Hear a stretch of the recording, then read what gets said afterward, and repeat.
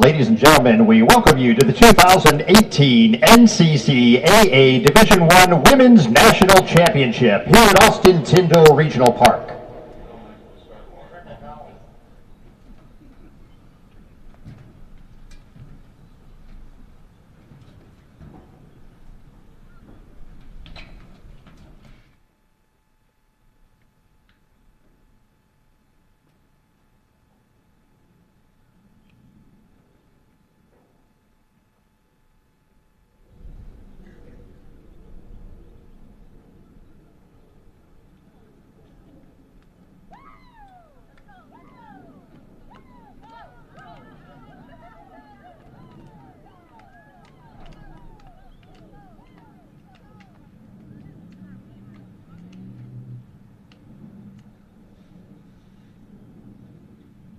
At this time, please join us as Rick McKinley, chaplain of the NCCAA tournament, will perform tonight's invocation. Let's pray. Father God, we're so grateful for this beautiful evening and the celebration on December 1st of these two teams continuing to play. We thank you for their seasons. We thank you for the opportunity that they have to compete for the championship this evening. We pray that each player would be able to play to their fullest potential and that they would honor you with the gifts and the abilities and the health that you have given them. Lord, we thank you for competition and for the NCCAA and for what we can learn through this great sport, not only about ourselves, but about you. I pray, Lord, your blessings on this evening, on the players, on the coaches, on the officials, that you would watch over and keep them safe, and that you would be honored and look down upon this game with a smile because of your creation celebrating the gifts that you have blessed us with. Be with us this evening, and may you be glorified in all that we do. In Jesus' name I pray. Amen. Thank you, Chaplain. And now, out towards midfield, we have the presentation of our colors, tonight presented by the Poinciana High School Navy Junior ROTC Color Guard, including Cadet Commander Catherine Torres, Cadet Lieutenant Tobias Colmaine, Cadet Chief Petty Officer Alejandro Hermillo, and Cadet Lieutenant Chris Hernandez. At this time, ladies and gentlemen, we would like to honor America with the playing of our anthem, our flag and half-staff, this evening as we honor the memory and service of our 41st President, George H.W. Bush, who passed away late last night.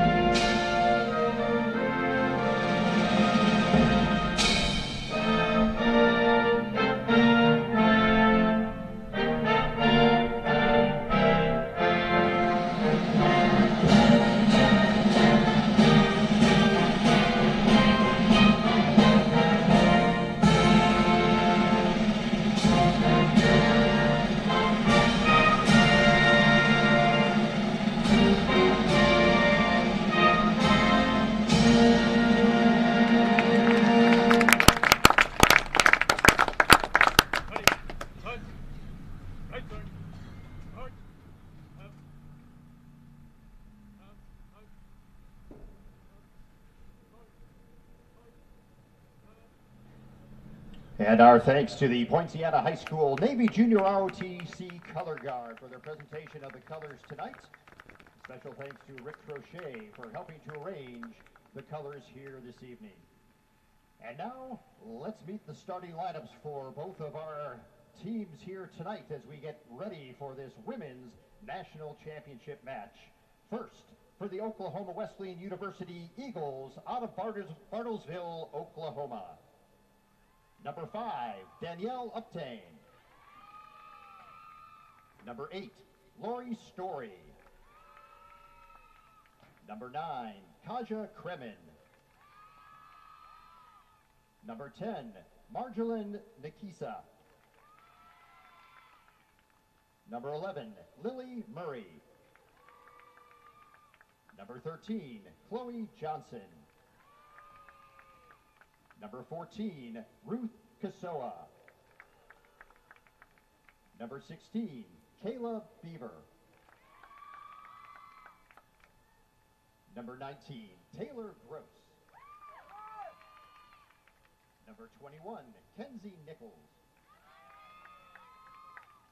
Number 23, Ariza Olegay. And the head coach for Oklahoma Wesleyan, Vladin Glavanik.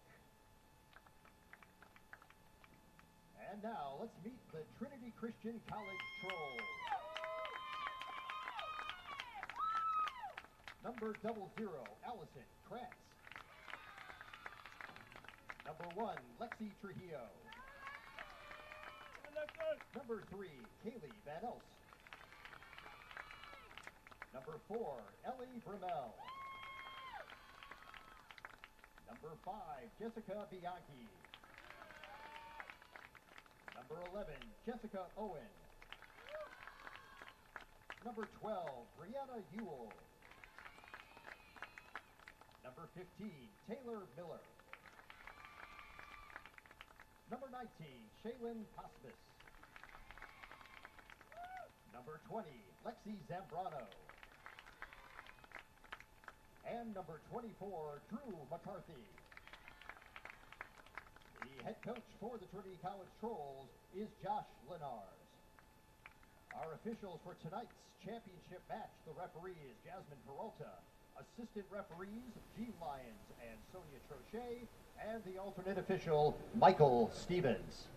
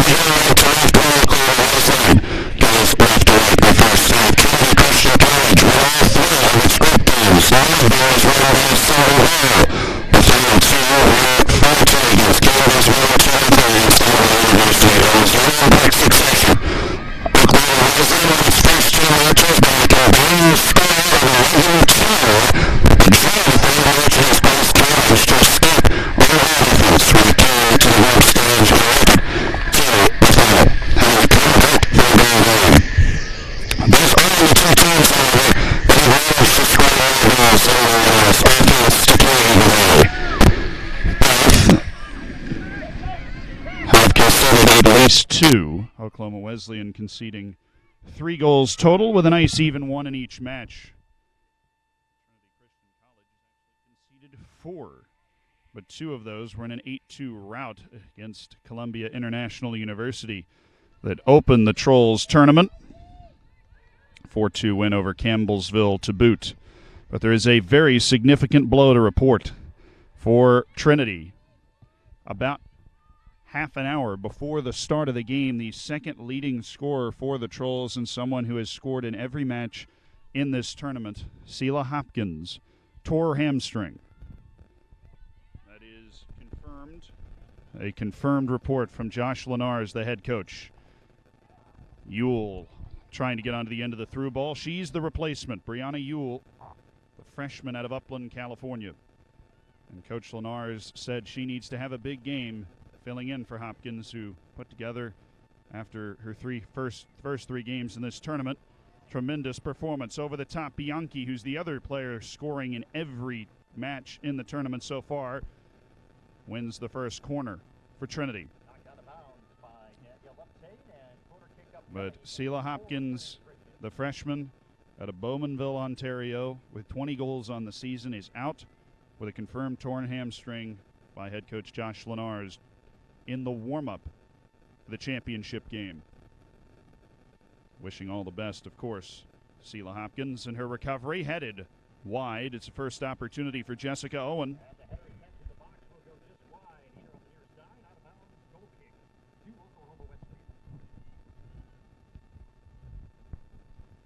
Bianchi, who had the first push forward for Trinity, she is the leading goal scorer in the tournament, and a big reason why Trinity's been able to put so many in the back of the net. She has 8 goals in 3 matches, averaging well over a brace and closer to a hat trick in her efforts so far. But Oklahoma Wesleyan does have a counter to the number 5 in blue. It's the 10 in Navy. Marjolin Nikessa has 6 goals in 3 matches, so she's averaging just a measly brace per contest. Nearly pressure to Trinity. But those two very significant players that very likely could determine the outcome of the Women's Division I championship based on who has the better goal-scoring day. Neither back line has been taught, with the better goals against average of the two to Oklahoma Wesleyan, allowing a goal per game. Quick run for Bianchi. Johnson will sweep in behind to pop it out of play. Nikessa has over 30 goals for the season.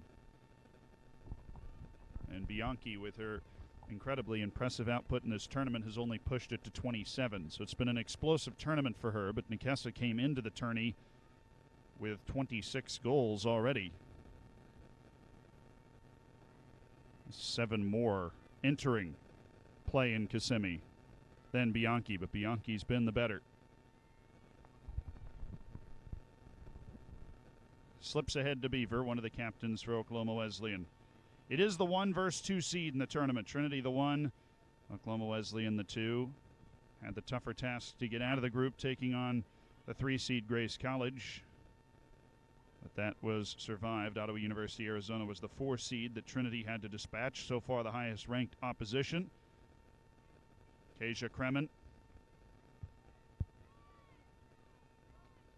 Now, if we consider the 2 players we've talked about, one on each team so far, is the Batmans of their respective sides. Well, Trinity losing its Robin 30 minutes before kickoff. Oklahoma Wesleyan's is still very much available. That's Kasia Kremen, the number 9, also has over 20 goals this season. And she is currently 2 goals away from being tied for the all-time goal-scoring lead at Oklahoma Wesleyan at 62.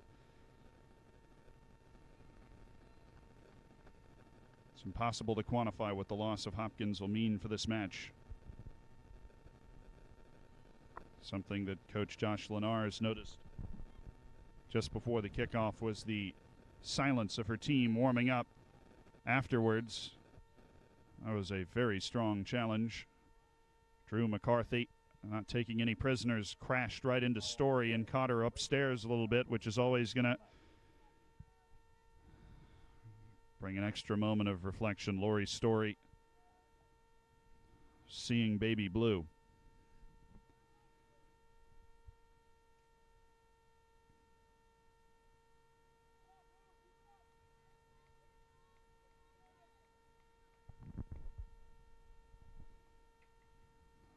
Not the best of visuals with Story still flat on her back. It's part of a two-woman holding midfield that also involves Chloe Johnson that has been a big reason. Oklahoma Wesleyan being able to control the tempo of matches. And you've seen neither of them come off the field very much in the tournament. And round of applause now. Good to see number 8, Lori Story, back on her feet for the Eagles. Story will have to exit with the trainer coming onto the field. It's a high five from her battery mate, Chloe Johnson.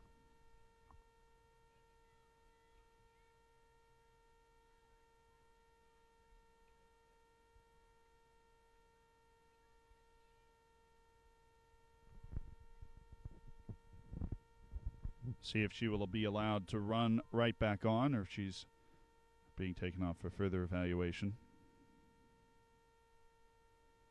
I think that's something for the officiating crew to sort out.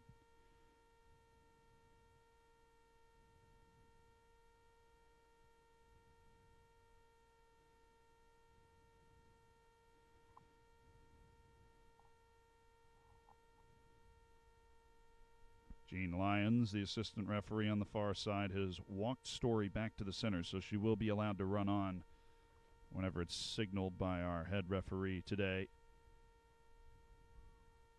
Jasmine Peralta. Peralta actually over there as well to make sure all the instructions are ironed out.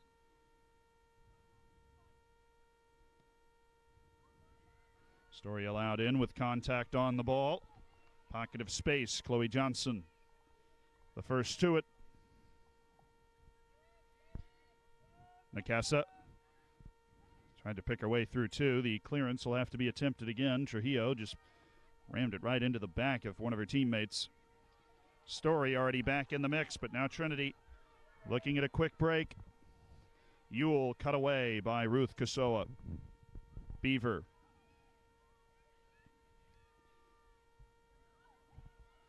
Owen allowed the defense to recover. Oklahoma Wesleyan is backed rather far in.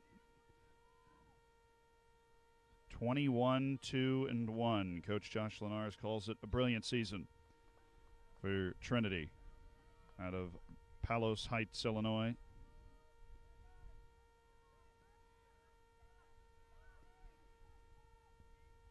Everything he hoped for in a season to make it to these NCCAAs, and a team still young but with every senior starting. Bianchi across, Kinsey Nichols, it's running away from her to give McCarthy half a chance, but Nichols there first, and it's rolled on out of play. Considerable run of play for Trinity. Pressure relieved for a moment though with that poor execution.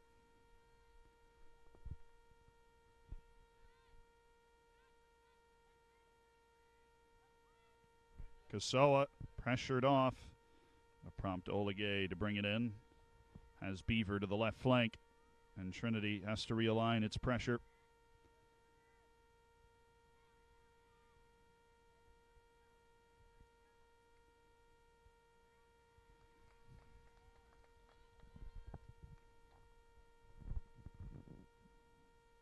Again, this is the championship game, the culmination of 8 teams and 4 matches a day for 3 days. One break in between. These two teams have been given a day's rest. Both able to remain at the Grand Orlando Hotel and perhaps catch the hot tub or something to try and soothe the body and mind before this. Is the second day of rest in 4 days after 2 days of group play that started the tournament. Johnson along from Story. It's headed on to Murray, trying to bring it down. And it looked like there might be a chance before Kaylee Van Elst shielded it away. Oklahoma Wesleyan with its inaugural push.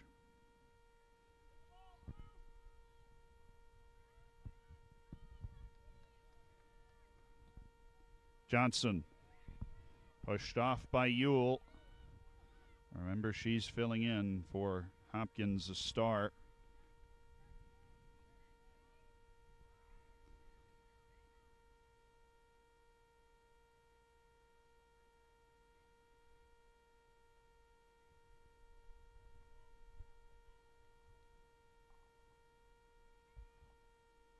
Cannon of a throw to Tess Van Elst.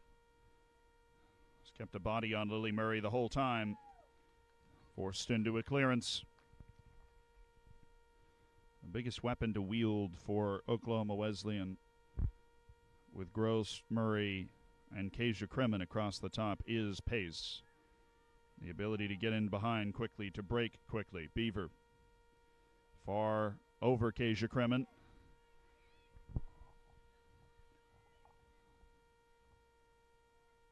Wide for McCarthy. Needs a deft step. Brummel trying to whistle it into the middle, but Trinity not connecting passes as well as it did in the first few minutes. Maybe this will change. Intercepted again. Kasia Kremen with a chance to run. And Kasia's going to take it straight to the end line and cut inside on Brummel. Back to her left foot. Spun off strangely. Krantz. The 0-0 crested goalkeeper. Her first touch of the match.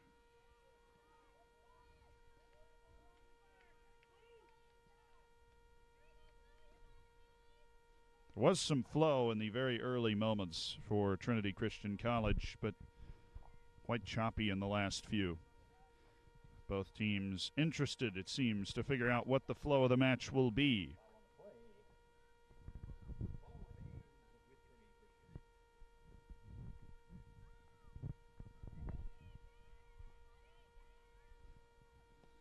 Sun out of the picture. And wonderful 70-degree shade at Austin-Tindall Park. Far edge of the box. This has been put across. Bianchi into the crossbar. Shaylin Posmus out of nothing. And it was a fantastic pass, if that was the intention. And Bianchi, seemingly surprised initially that it broke so well for her. She got right to the ball and just couldn't keep it down. It all comes down to the timing of the jump in the end. And the ball certainly had some English on it.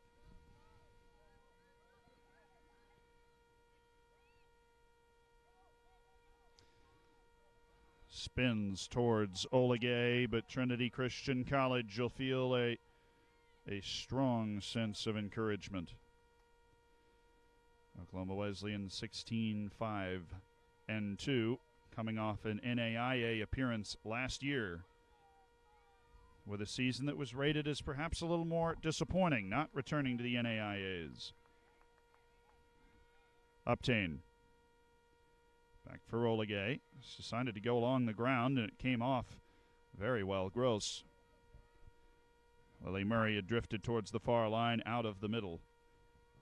Opened up plenty of space for Trinity to regain possession. Ewell. Foul on Ewell.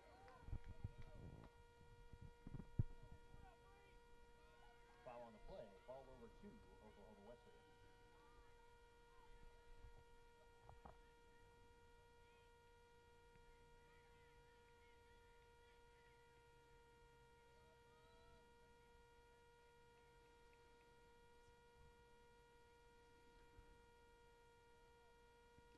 Seen Beaver chuck this one quite a ways before. Is going to give Murray something to chase again.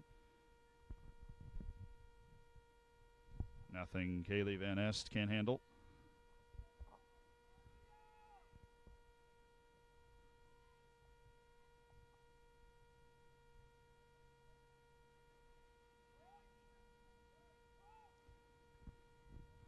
Marjolaine Nakasa draw two defenders at all times, it seems. Her shadow is Lexi Trujillo.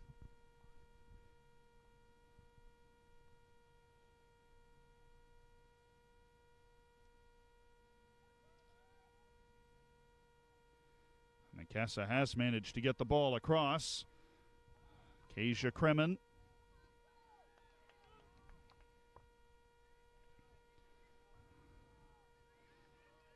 Intercepted for a mere second by Jessica Owen, but Kremen's won it back and cued it towards Bianchi. Into Nichols, got a piece of Nichols too, and Nichols is hurt. Bianchi will continue. Try and take Ruth Kasoa for pace. Kasoa has plenty of pace and will tackle it out of play. Kenzie Nichols is down and in considerable discomfort from that challenge up the field. Took a knock straight onto the knee.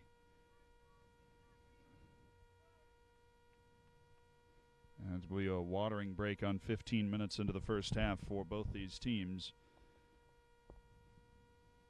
But Nichols, who came in as a right back in the last match for Oklahoma Wesleyan, played very well in maintaining the necessary draw to see Oklahoma Wesleyan to the championship game. The presumable replacement would be Holloway, who'd been playing most at right back before Nichols came in with the switch. We'll see how inhibiting this injury turns out to be. It does not look particularly promising for Kenzie Nichols. And good to see number 21, Kenzie Nichols, back on her feet for the Eagles. She will head back over to the bench. Very shaky on her left leg.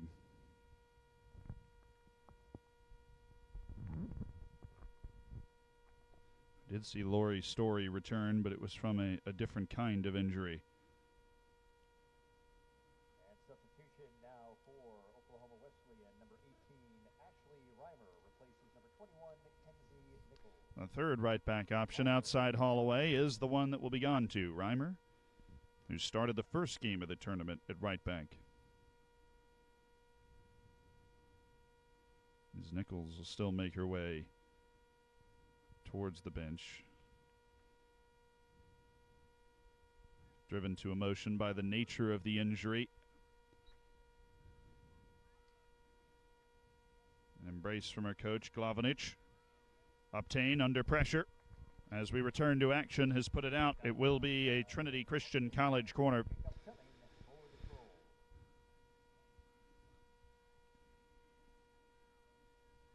The junior Taylor Miller has an out-swinging left foot.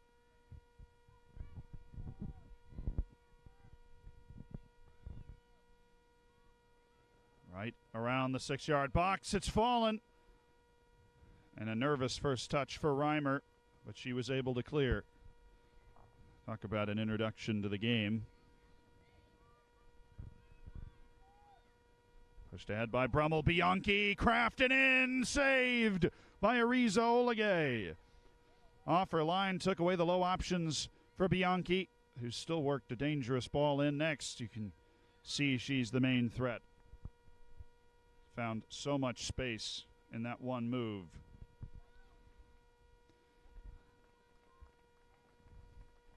Room to breathe again for Oklahoma Wesleyan.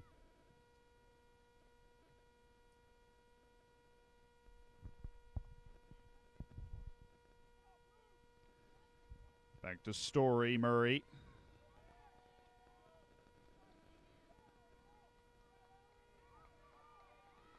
Oh, that's a battle and a half. And Brummel battled her way to Troll's possession. It's going to come right back to her, though. Taken down. That's a smart pass to McCarthy. Ewell. Ewell with the right foot as she picked it out. Olegay off her line. Collects with some trouble. Owen wasn't letting her have it without some challenge.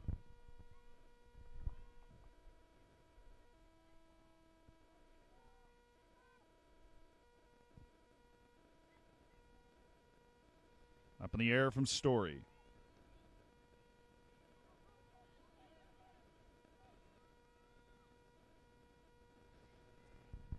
Story up against the line, back for Reimer, down for Kremens, popped it over Brummel, Van Erst. Van Elst's ball has had the wrong spin off her left foot, straight out of play. She has another crack at it. This one better. Stern right into the middle. Chloe Johnson's mishit it as well. Owen. Trujillo.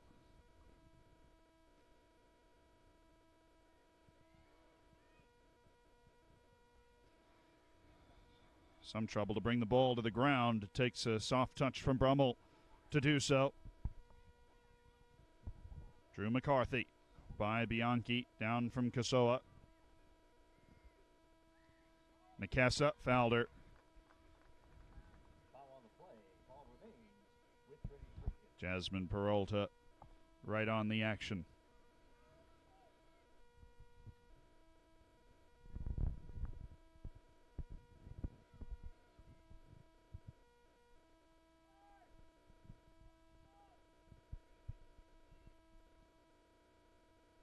Low driven ball. Oligay be wise to hang on to it first time, and she does. Taken down by Brummel. Brummel changed the levels too far.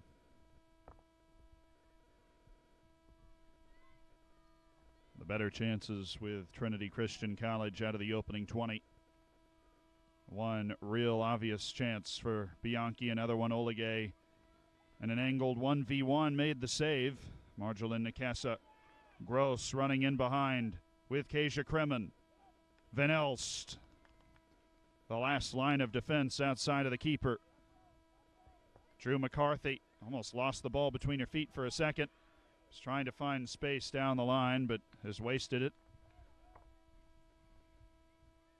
Marjolin Nakasa. Rare breathing room for Marjolin Nakasa. Will have it with her left foot. Not a bad effort, well wide in the end. But a firm strike. It's the first real chance for Marjolin Nakasa in retaliation, with her and Bianchi pushing back and forth. Allison Krantz.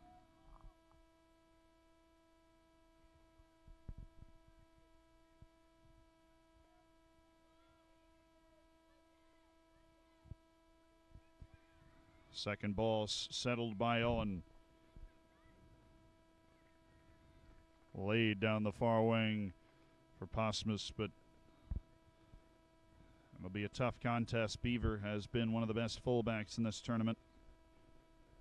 And she'll hold down the left, even without Kenzie Nichols on the right anymore for Wesleyan, with both teams dealing with missing starters at this point. That's fair to say. Gross. Marjolin Nakasa. Nakasa mistimed it with Kasia Kremen, and Brummel can keep it back for Krantz.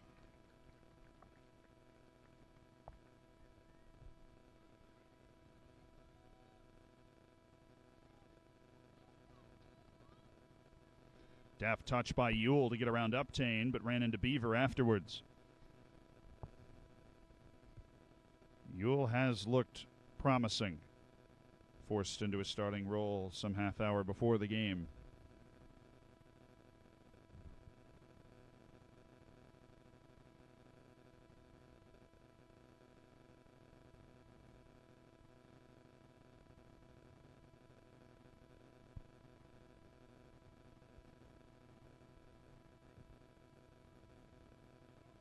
You could hear the bench, in particular Coach Josh Lenars. He was yelling at Trujillo to deny the right foot of Marjolin Nakasa. And Nakasa's first shot was with her left. Didn't look half bad, but if you have to take away something. And Trujillo continues to stick with her, while Bianchi has been matched up with Ruth Kasoa on the Wesleyan back line. Each star player drawing the mark. Elst.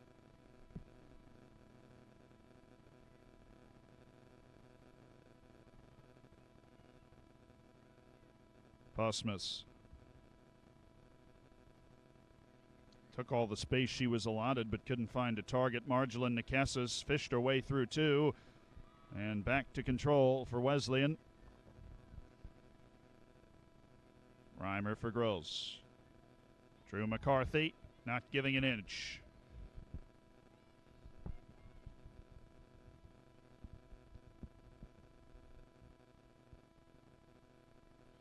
Posmus again. Bianchi closes Uptain down, forces a clearance out of play. A quarter of the way through the match. Two chances, both for Trinity. And Trinity has looked the number one seed, Wesleyan the two.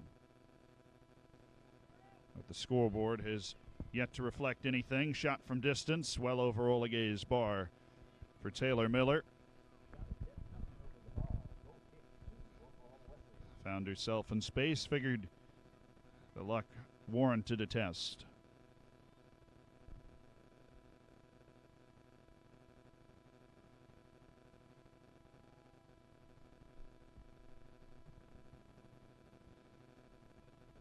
Kasoa is read like a book by Blummel. Ellie Blummel has been a black hole for Oklahoma Wesleyan to try and go towards her. Now Trujillo. McCarthy can fill into the wing. Inside on Story, but Story with enough of the touch to put it off. Nikesa. Force back. You see the direct intent. But Kasia Kremen will not be able to chase that pass.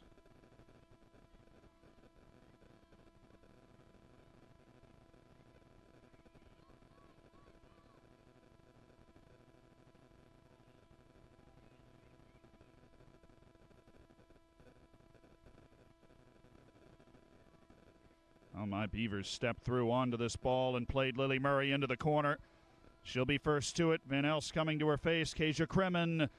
Excellent tackling from Ellie Blummel. Marjolin Nikesa was fouled.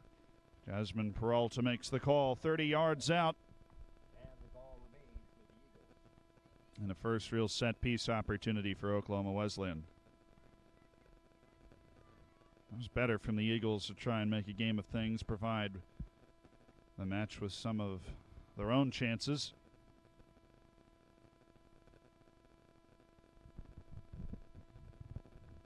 Ruth Kasoa has built this up quite a bit with the run-up. Will she be testing? She will. Spins away from Krantz' goal. Not much to make Lindsay or Allison Krantz think about much.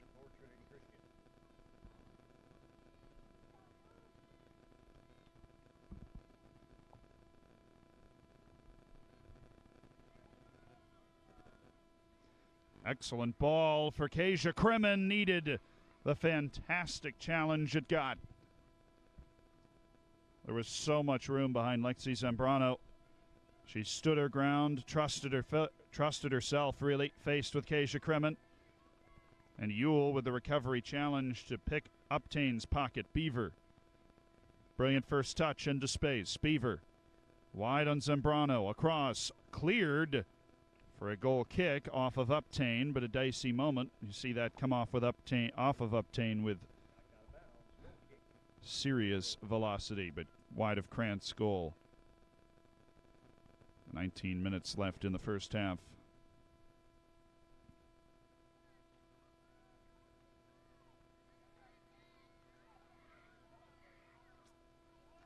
Ewell's poked over the top.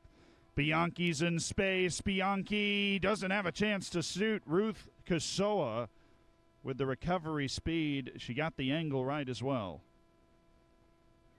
And it looked like it might be a third very promising chance for Bianchi, but she remains at 2 for a tally. 1 denied by the crossbar. Miller over the top. Bianchi trying to round Uptain. She has a go. Deflected by Uptain for a corner. Threw herself in front of the shot. It was always going to be difficult for Bianchi to produce a goal from there. But the senior has created a corner.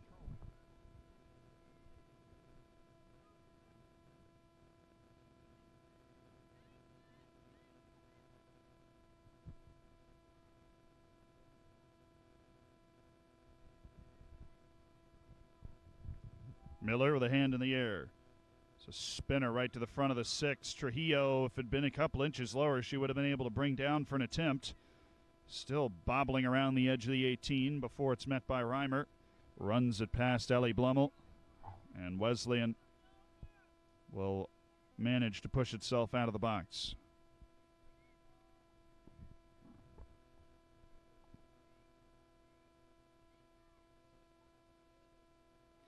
Trinity's back 3. Seeing plenty of the ball. Bianchi.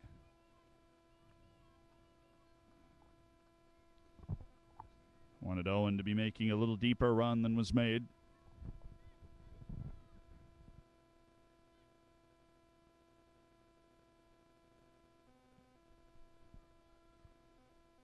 Oligay puts it right in the middle of the circle. Marjolin Nakesa battling Trujillo, and Trujillo's got the better of the star midfielder.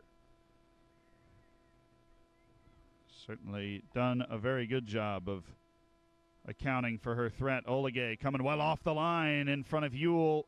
That's brave, decisive goalkeeping from Marisa Oligay. Beaver didn't get much of a touch at all, gave Ewell a chance. Obtain his last touch by Ewell.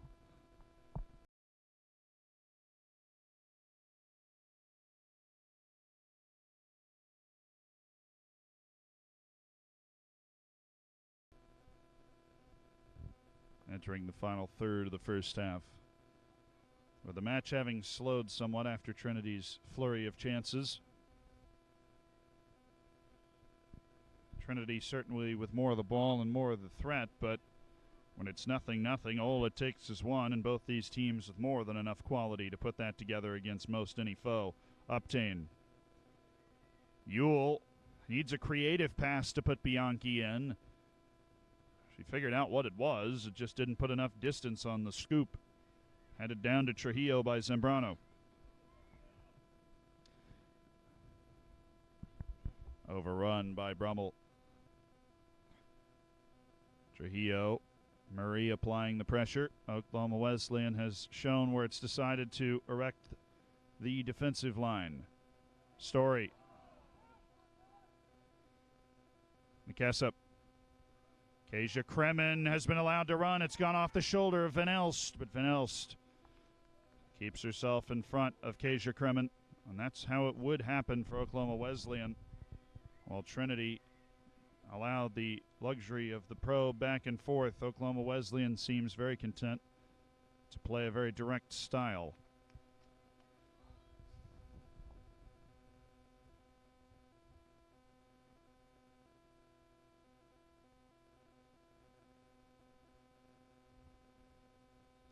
Seems like we do have one change in the works. Murray is off. DeCastro is in. That's just on the Oklahoma Wesleyan side. We've seen a couple of changes for Trinity as well.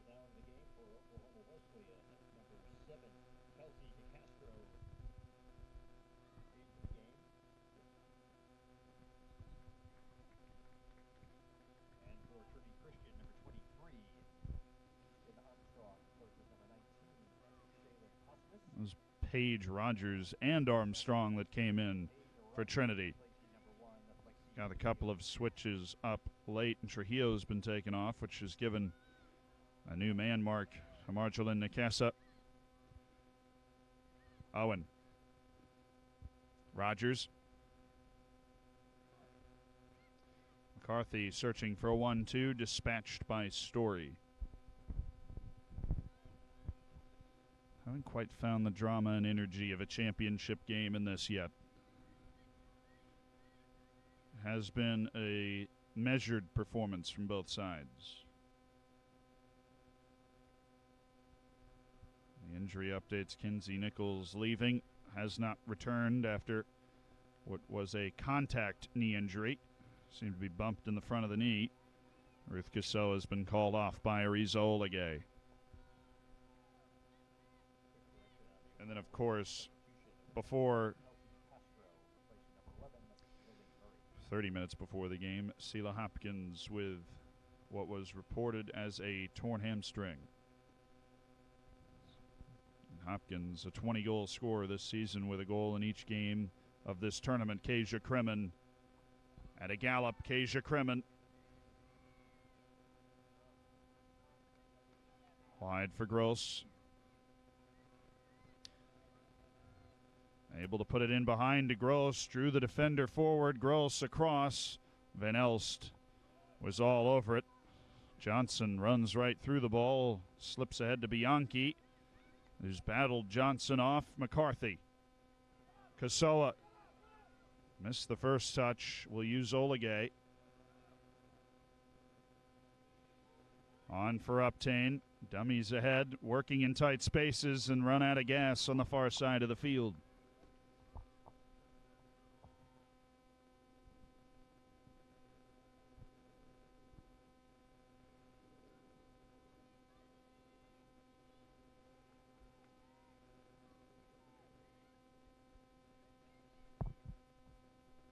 McCarthy has found a pocket for Ewell.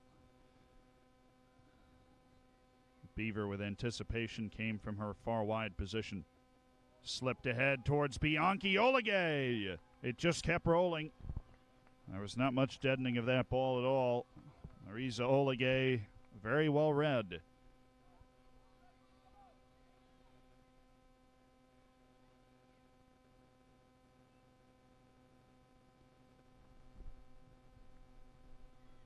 Pressure coming for Van Elst. It's given Ewell something to chase. Uptain seems to have her beaten to it. It's on for Olegay again, who's going to try and go up the field this time. DeCastro, collected by Miller. Plenty of room for Ellie Brummel to step into. Oklahoma Wesleyan is very backed up right now. The line incredibly deep, and Olegay, one of the biggest handlers of the ball in the last 4 minutes. The chances haven't been as striking for Trinity, but the pressure has. And tournament's #1 seed. Only team to win all 3 matches through group play.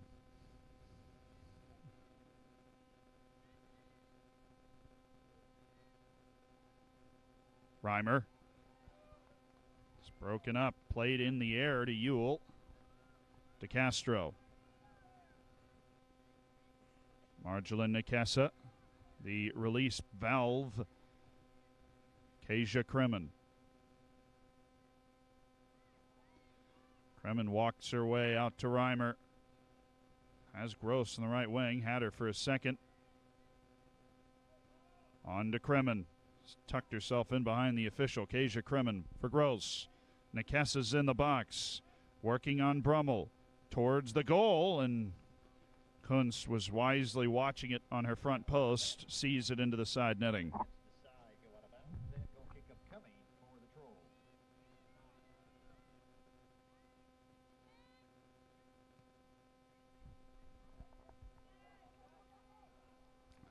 Intercepted by DeCastro. Gross. Marjolin Nikessa. Kasia Kremen. Excellent challenge by Zambrano. Timed to perfection. Ewell. Optimistic.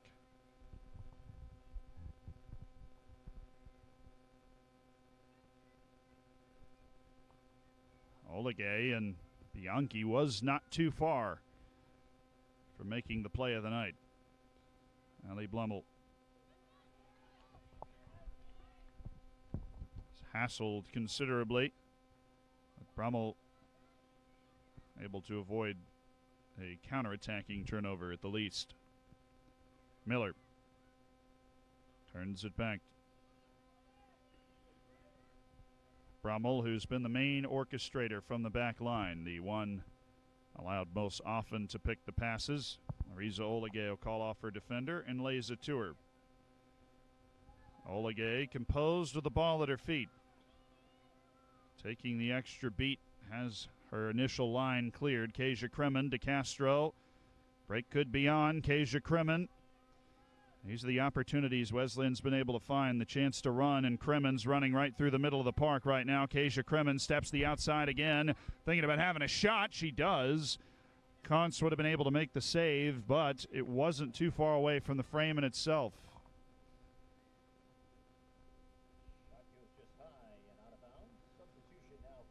Allison Krantz has had to be watchful in the last few minutes, but it's not a lot to it for her so far. Sarah Shea in for McCarthy, if you didn't hear it over the loudspeakers. That sub coming into the near side of the field closest to us. McCarthy had been asserting herself. Bianchi to run at the defense. Wants to take Uptain on, but got Beaver for company. He was drawn over by a run from the midfield. DeCastro dropped it on a dime to Gross. Shea. Excellent first play for the new left back, or left wing back as it is. Johnson. Kasia Kremen. Chloe Johnson's kept the run going. Got in behind the midfield line. Chloe Johnson tried to lay it to Marjolin Nikessa, but a collapsing midfield for Trinity was enough, and a foul on Story over the top of Miller. More of an ebb and flow to the match the last 5-6 minutes. Wesleyan finding ample opportunity to counter. I have to say that both teams can be incredibly displeased with the pace of the match. Trinity's had the ball, chance to break down the defense, and Wesleyan has been afforded plenty of room to get on with its countering business. Bianchi is just blown by Uptain. Shoots, it's in! Jessica Bianchi! Individuality from the senior to put the Trolls in front with just 6:33 left in the first half. And she still has at least a goal in every match in this tournament. And there are no more to play, so that will stand her 9th goal of the tournament. And how easy did that look?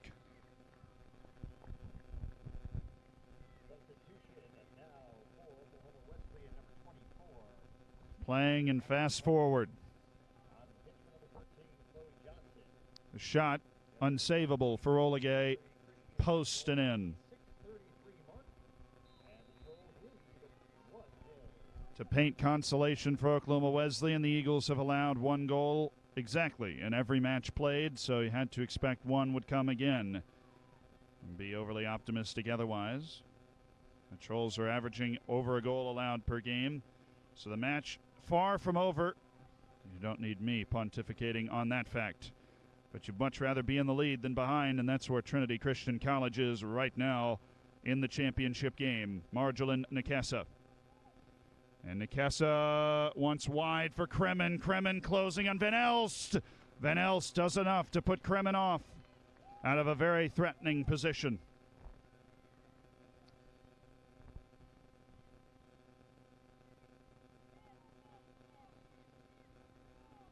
Kranz hit Story first, but a loose touch. Brummel to Miller.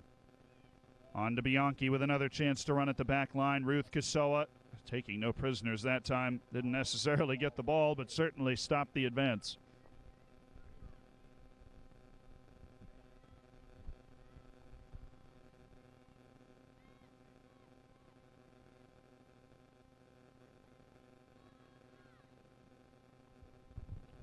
Brought down by Kasoa.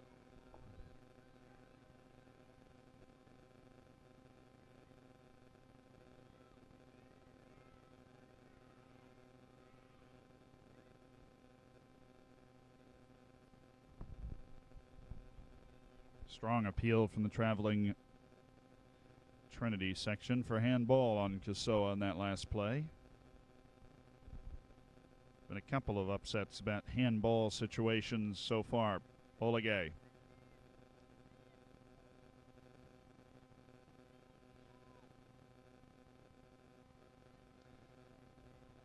Hopped right over Marjolin Nikessa, but who has the second ball? Owen does.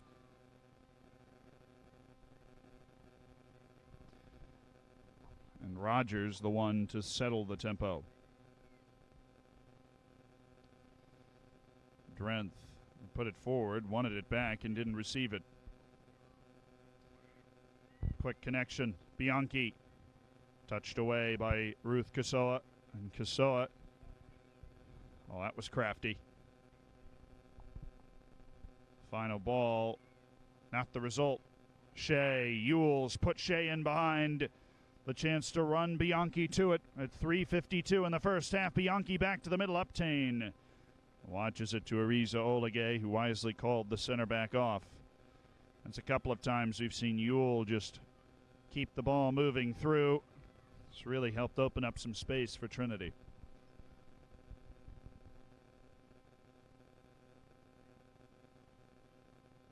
Beaver.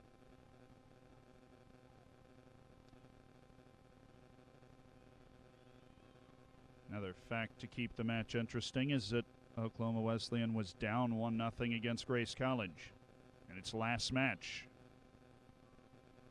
Obviously came back to produce the draw it had to. Kasia Kremen. It was a match that, to be fair, looked fairly similar to this one in the first half, with Grace College in most of the control. Kasoa popped wide to Uptain. To make the final, certainly a large measure of mental fortitude required. Beaver. She's fought her way through Ewell. The next pass, Kasia Kremen can't be sprinting all the time. 2:35 left in the half. Krantz. Another one of her kicks that's found a foot in the opposite jersey. Kremen has fished it out of the corner and had it picked absolutely clean off of her by Drenth.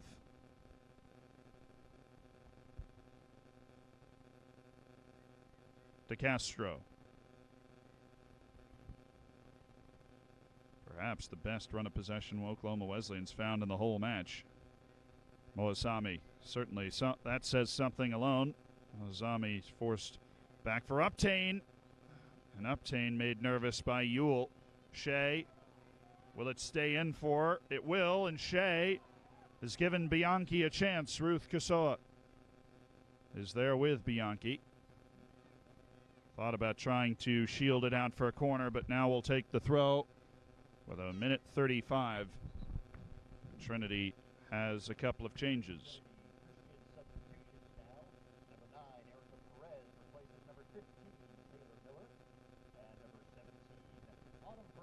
The clock will run through these, so we're down to 80 seconds.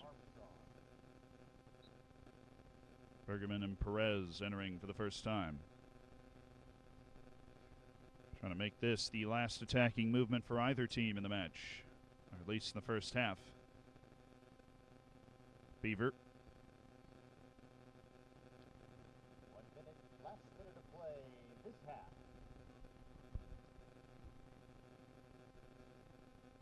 Drenth. Nodded away by Beaver.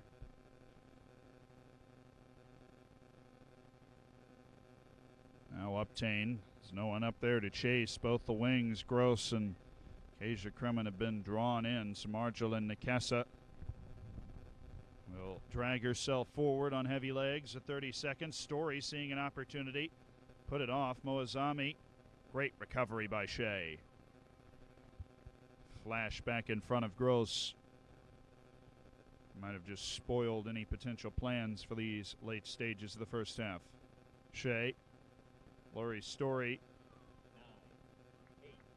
Shea kept in by Reimer.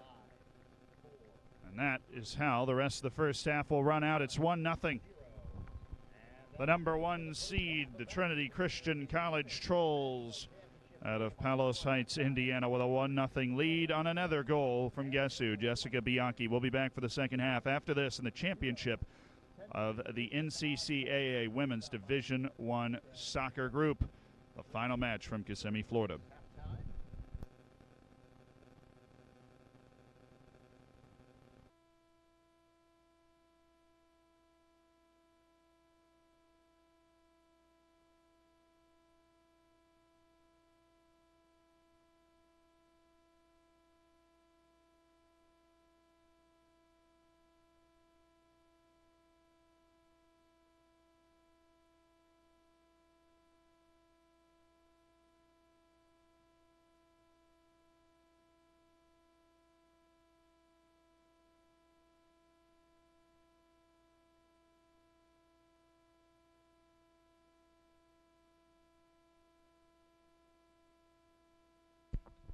45 more minutes to determine who will carry the trophy out of Austin-Tindall Complex. Welcome back to Kissimmee, Florida. Zealand Shannon with you, and it's 1-0. The number 1 seed has looked like the number 1 seed.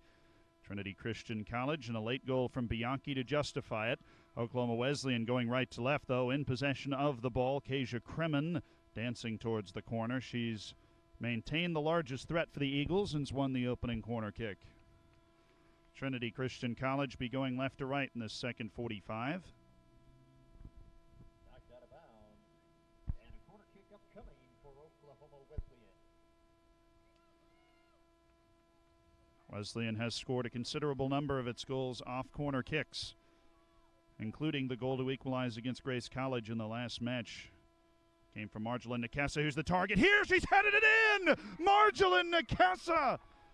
In no time, flat levels it for Oklahoma Wesleyan. Oklahoma Wesleyan goal scored by number 10, Marjolin Nikesa. It took under a minute for Oklahoma Wesleyan to play its way back into the match, and I've never felt like more of a prophet in the process.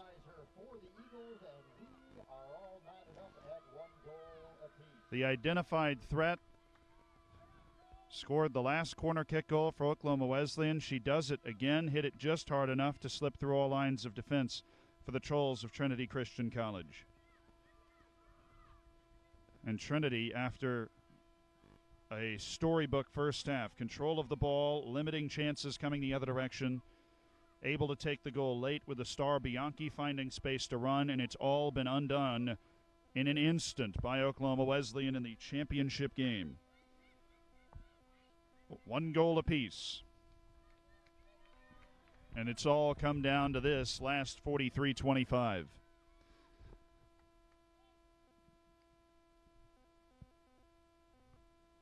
For Nikessa, it's her 7th goal of the tournament. The 2 players to watch have both scored, Bianchi with her 9th.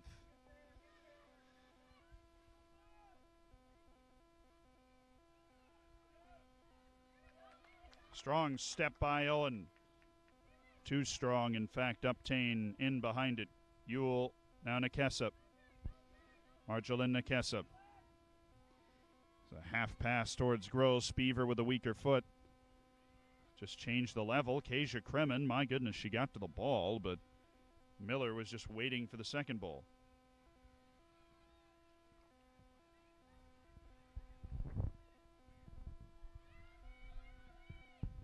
Something of a frantic run around. Kasia Kremen toppled, pops free, and really sits there waiting for Story. Miller right behind her. That went out of play. Miller touched it last.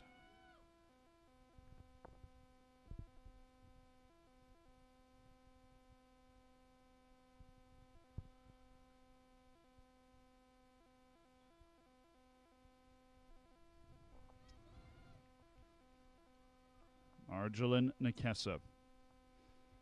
All but nullified in the first half. Had 1 shot from 30 yards with her weaker foot. Now emboldened. Looking creative. Van Elst cleared it, but only so far. Trujillo does the real job. Out to Beaver. He's looking to go back in. Gross. Ramps on to Postmus. Quick counter in the works the other way. Beaver rounded by Bianchi. Swept away by Kasoa.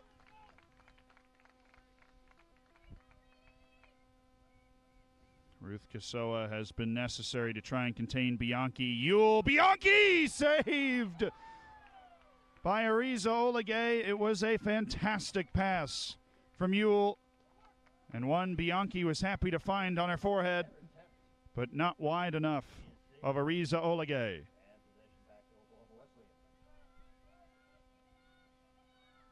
Murray.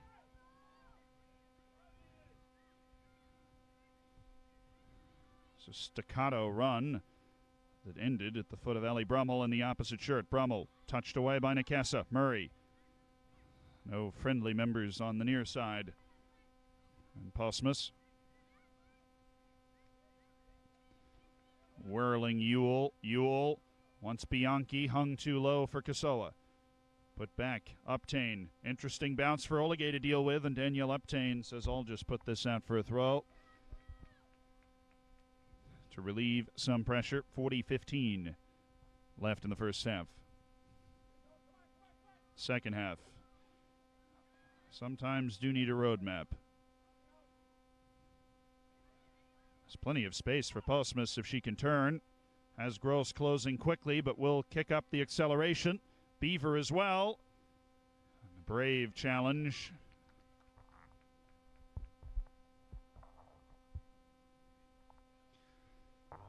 Thrown in, cut by Chloe Johnson.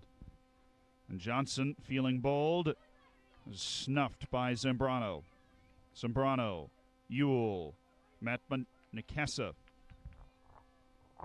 Through for Miller. Miller is going to have a swing. It's well over the bar, but it's the second time we've seen Miller feel in the right spot to take it. Ariza Olegay's made 2 very key saves in this match And a Bianchi header that you just saw, and in the first half, Bianchi was slipped in at an angular 1v1.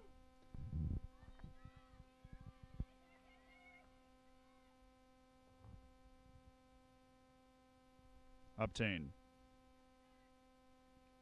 Mikasa mishandled the situation.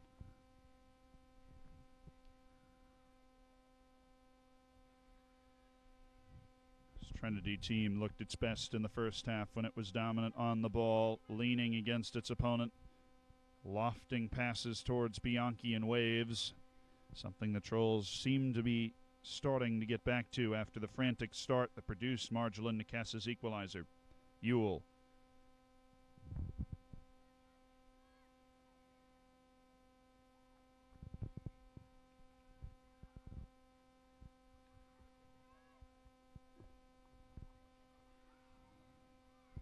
Bianchi ran herself off the ball. Story. De Castro's now the target forward that Oklahoma Wesleyan's lofting towards. Chloe Johnson's hit this with a pitching wedge. Takes a roll towards Krantz, and despite De Castro's best efforts, it will be Krantz collecting. It was patient goalkeeping. Who finds the second ball? It's Oklahoma Wesleyan. Gross. Beaver. Touch to the inside. Tries to change the level completely. He's got Sembrano and Van Elst to work against. Van Elst to step to it. Wants Ewell. Both teams trying to play more direct. It was just Oklahoma Wesleyan with that style employed in the first half.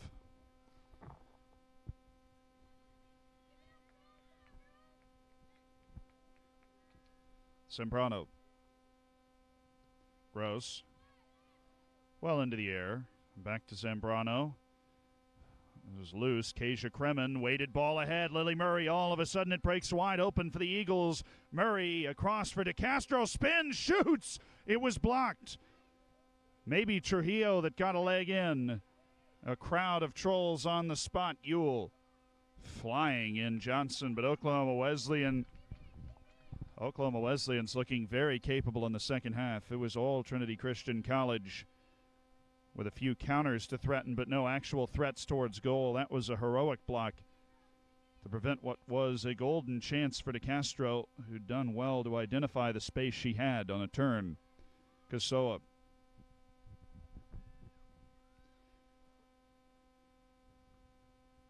Low driven. Snatched at by Brummel. Oh, will this be an even one to the end? De Castro. Jostled by Van Elst.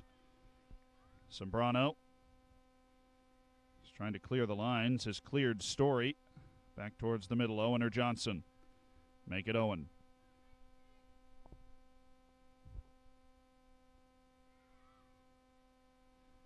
Owen trying to turn on Johnson. Enough contact in from the holding mid. Now she has it back. Johnson for Beaver. Kasoa sees the pile of space Gross is floated into on the near side of the field. Gross to Lily Murray out on the wing. Drawing in that back three, has found some space, and Murray, quite the move. To her left foot and onto her left foot again. Lily Murray across the face of goal. It falls to Castro. Blocked in the narrowest nature by Ellie Brummel. It wasn't. It came off to Castro last, and it will be a goal kick. A second look in a few minutes for De Castro, and that was close. Oklahoma Wesleyan on the run of this second half. Excellent halftime adjustments from Coach Glavanich and his staff. But it's always the back and forth. Now Trinity has seen how Oklahoma Wesleyan will play this second half. What changes will be made to counter? From Josh Lenars. Service down the wing. Kasia Kremen streaking in on Van Elst. Oh, she almost got there. A flat ball out from Krantz. There's a nervous energy now for Trinity Christian College. So dominant in the first half, almost surprised with the second half. And how it's spun out.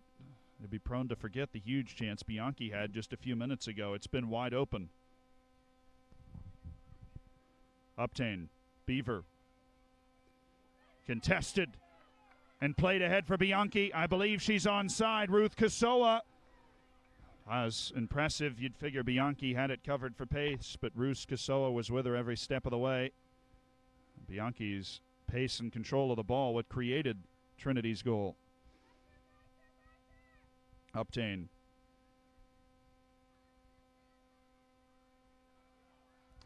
Laid down the wing for Bianchi. Chloe Johnson has to go to ground to stop her.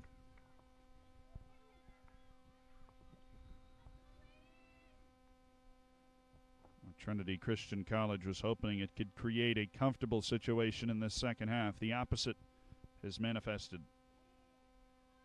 There will be few comfortable moments, it seems, for the rest of this match for the eventual champion in the Division I of NCCAA women's soccer. Marjolin Nakesa. Long one, well far for Lily Murray.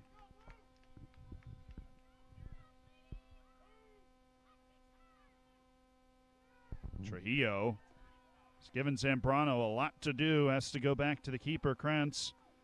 De Castro in her face. On to Postmus. Beaver, De Castro. Wide of Nakesa. Postmus. Zambrano. Owen, it went right through her legs. Kasoa, though, has played her a service back over the top for Bianchi. Ariza Olegay, sweeper keeping. Foul given. She got the ball first, and I think that'd be the reason it's not a red card, but it is a foul on Ariza Olegay, who has to retreat in haste. And the only avoidance of the card on the contact of the ball first, but it's the follow-through and the plenty of body that Olegay got as well that warrants the foul. And Trinity bench was screaming to take the shot immediately as Ariza Olegay had some wind sprint back to her goal mouth. Could have been very interesting had it been taken.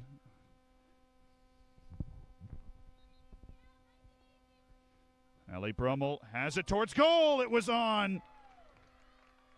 And Ariza Olegay with the save after her astute goalkeeping, really. Even in committing the foul, you'd absolutely trade that with a 1v1 against Bianchi with that kind of distance for her to prepare herself. It was Kasoa who'd slipped up. Great ball back over the top for Bianchi with plenty of space. Spun by Krantz. Murray. It's popped back for Gross. Gross. Wall pass off Zambrano. Gross will have her shot wide. Didn't miss by much. De Castro wanted it. Should slip to space off the left. But Gross hadn't had a look yet, one of the forward players for Oklahoma Wesleyan. She's actually been slipped farther back now in the second half. A left midfielder, really, Gross, looking to cut into a right. A kick by Krantz, settled by Murray. Marjolin Nakesa onto her right foot. Wants Krasia. Kremen, it falls! Kremen, wide! A slight deflection. Teed her up even more from Ellie Brummel.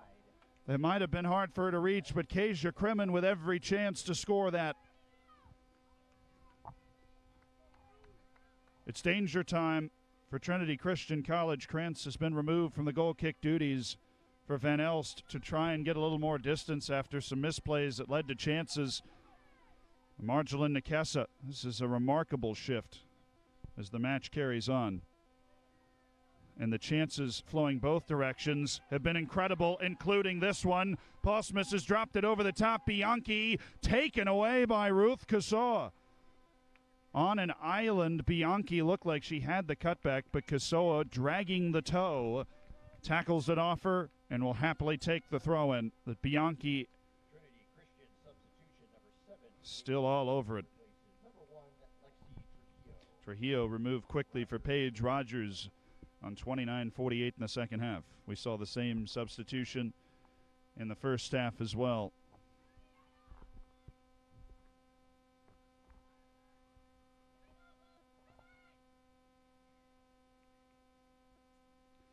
First move forward in a bit for Trinity.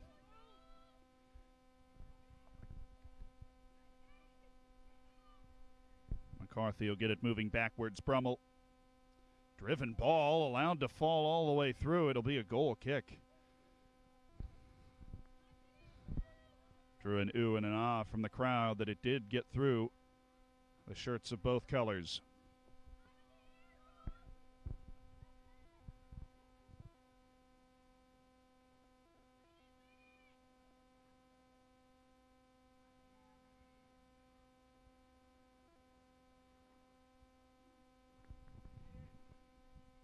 Olegay's kick has come up a little shorter than desired. It's going to bounce right back to her. The punt, the better weapon for Olegay anyhow.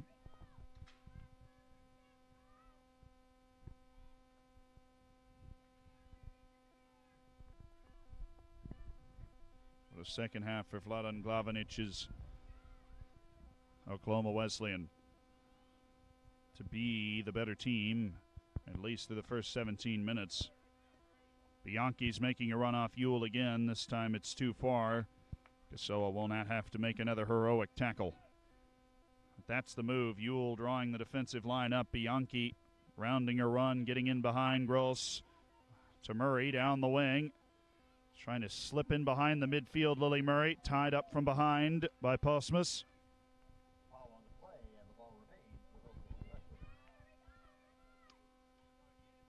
Who will take this? Chloe Johnson, the nominee. Fairly far out to try and wreak some havoc. Krantz with her final instructions to the defense. And Johnson's left this wide of a threatening area. Allie Brummel was trying to shield it. DeCastro got a touch to spoil that plan, and it's pop free for Marjolin Nakesa. She's trying to turn to the inside, and she was fouled by Rogers. And this one's a little closer to the area. Lily Murray will run across to deliver it. Last service wasn't the sharpest from Chloe Johnson. What does Wesleyan have here with 27 minutes left? Plenty of chances in both directions. Murray, dangerous ball. Fell in no man's land between the line and the keeper. Closest to it was Gross. And the Trolls trade out the free kick for the corner. This is the Women's Division I Championship game of the NCCAA. The two best teams.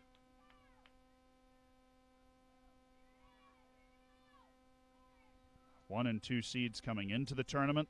They've lived through that to the championship. Murray right towards the middle.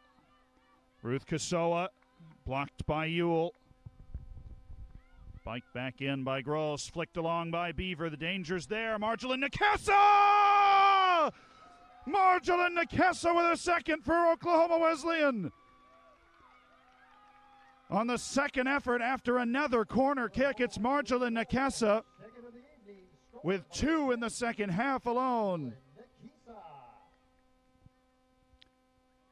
And the Trinity Christian College Trolls are up against it now. Plenty of chances to have a second, but only one to show for the team in baby blue. You can be sure this match is far from over, but what a plot twist we've been delivered with less than 20 minutes in to the second half. It's the close control of Nakesa that has made her so dangerous in this tournament, scoring her 8th goal, only surpassed by Bianchi's 9, including the one she scored in this match. And Bianchi might just need 10. Shea has lost it out of play. The issue for Oklahoma Wesleyan now becomes this is not a team that has played teams of its level comfortably in prolonged possession. It's a quick countering team presenting a danger on set pieces, obviously. DeCastro making it tough for Van Elst, forces a throw in.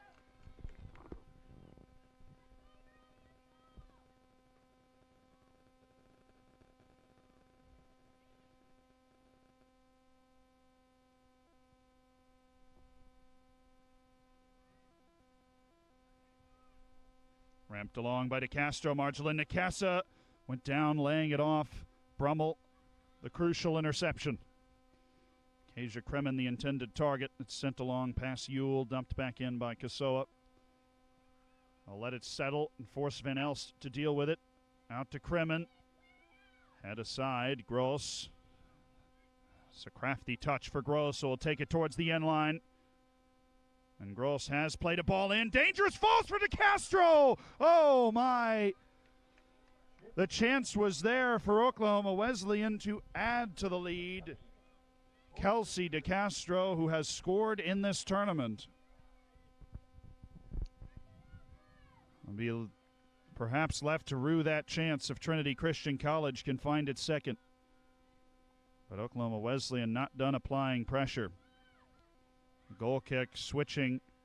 Van Elst back there hasn't changed a whole lot. Still trouble off the goal kicks. Kasia Kremen to the right foot. Marjolin Nekesa given room. Disrupted by Owen. That was crucial. Came in from behind just to get a foot in on Marjolin Nekesa. Now Miller needs to connect her pass here. Ewell has won a throw-in. Trinity Christian College in need of a turnaround now.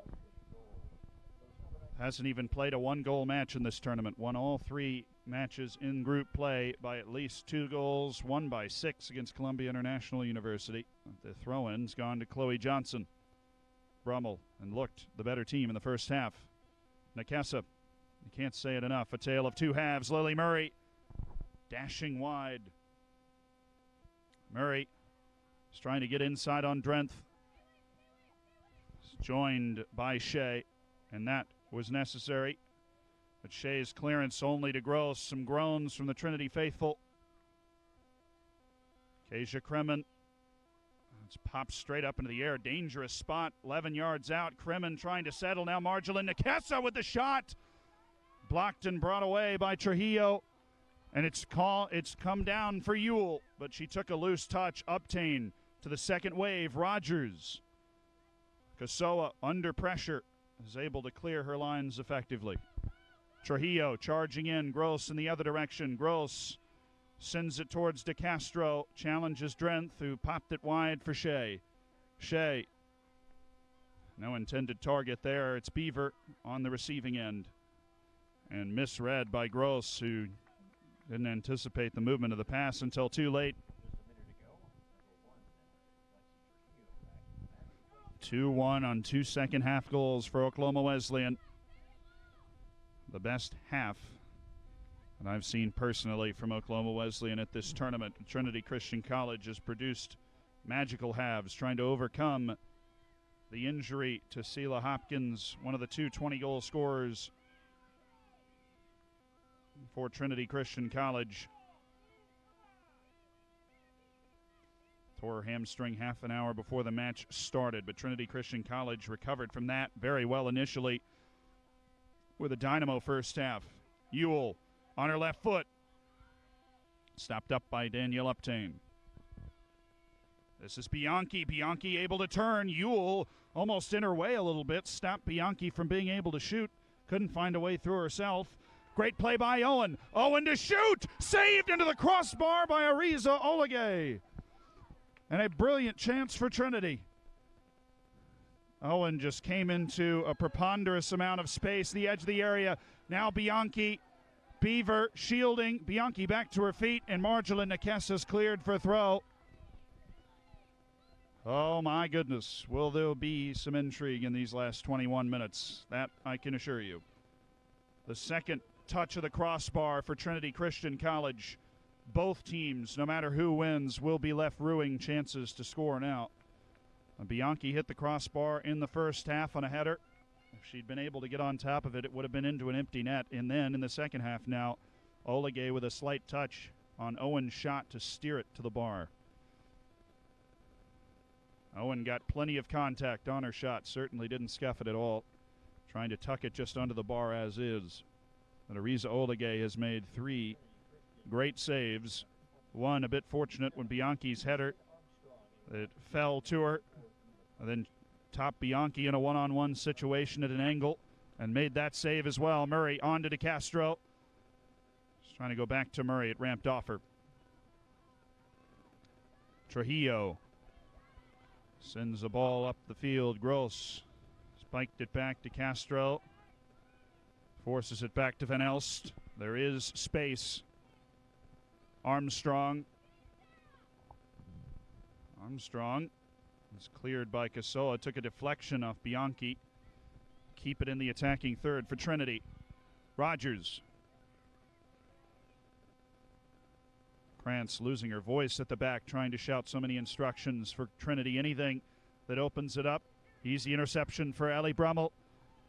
And Brummel has plenty of room to move, but that not the pass, with Story able to intercept. Kasia Kremen has remarkable pace. Kremen at an angle has a shot into the post. Maybe a touch from Krantz on the way there. Kasia Kremen going to the near post, and end-to-end stuff is on in full force with 19 minutes left. Shea broken up by Beaver. Shea is coming back to try and reclaim what was hers, and she has. But wanted the slip through for Drenth. Lily Murray was waiting for it. Dummied out in a throw for Oklahoma Wesleyan. Well, we've had 2 posts hit in the last 4 minutes. How many more will we have? It's 3 for the match. DeCastro, who had the chance at the doorstep, tried to pop it into the top netting and send it over the bar. DeCastro has had a couple of good looks. A weighted ball. Story. It's beaten for pace by Armstrong.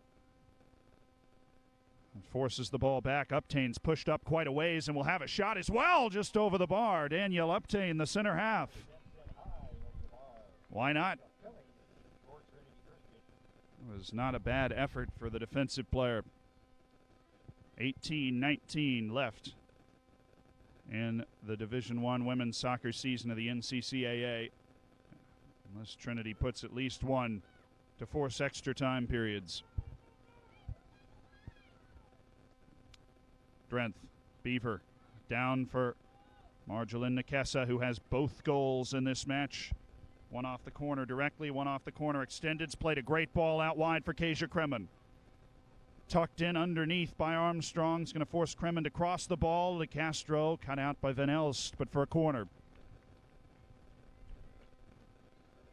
Responsible from Van Elst, but would have loved to throw instead, because the corners for Oklahoma Wesleyan have been the goal-producing moves. And there's no hurry to take it to boot for the Eagles. Chances have been there. This match could easily be a 3-3 or 4-4 contest, but it rests at 2-1. Murray. Low driven ball. Marjolin Nakesa. Wasn't a lot she could do in that position. Was well put off by Owen.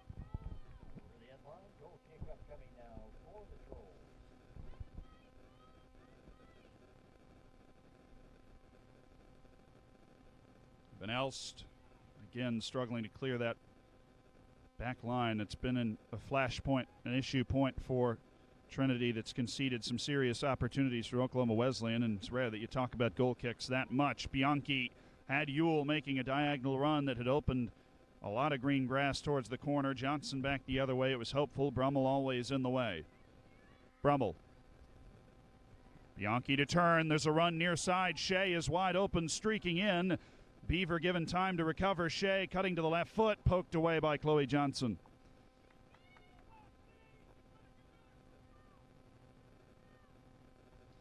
Put clear by Gross. It allows plenty of time for Paige Rogers to bring the ball down, decide her next move, but drifted far too close to Ruth Casoa. It's a strong step by Van Elst. Chances need to be taken now by Trinity. Tries to connect with Bianchi, but it's too far. You see Van Elst and Trujillo and Brummel, some of the more composed players for Trinity, starting to take their stabs going forward. And Shaylin Posmus has come in for Sarah Shea, and Shea just found herself in some serious real estate in that last move. You wonder if Posmus coming in to be able to take advantage of that type of position. She, of course, started the match in the position of right midfield, so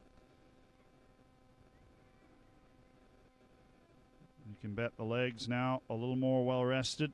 Skips through to the middle. Owen Pinned down by Gross. Cleared. Kasia Kremen can run in behind Ellie Brummel. Brummel has done a lot. Can she do enough? She slows down Kasia Kremen. Kremen got inside. Ellie Brummel to shoot. Blocked by Van Elst. Falls for Murray, but her touch was loose. Trujillo runs her off the ball and has it clear just as far as Gross, 30 yards out. Gross. Someone's down in the box. I think it's Ellie Brummel. It's not quite. On we play. Marjolin Nakesa, and the official will stop play, rightly so. Jasmine Peralta's whistle. It might be Armstrong. I saw Ellie Brummel. It's not Ellie Brummel. The clock stopped at 14:46. The trainers called onto the field. We saw a couple of injuries to Oklahoma Wesleyan in the first half. Of course, the one crucial injury to Hopkins before the match for Trinity, and now maybe another to contend with. Kenzie Nichols of the two injured players for Oklahoma Wesleyan. Story's returned. Kenzie Nichols has not since taking a knock to the knee. So Oklahoma Wesleyan has also been short a starting player, but not a 20-goal scorer like Trinity has been in this match. That's always something to keep in the back of your mind. A bit of misfortune for the Trolls.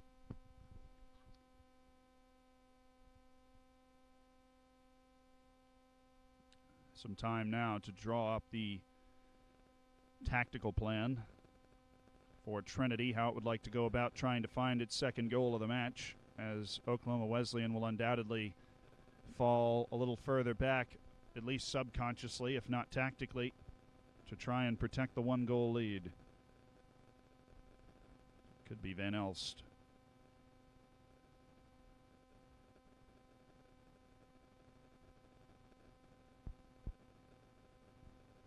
It does not look a fun injury to endure. Few are. Uneasy, unsure on the feet.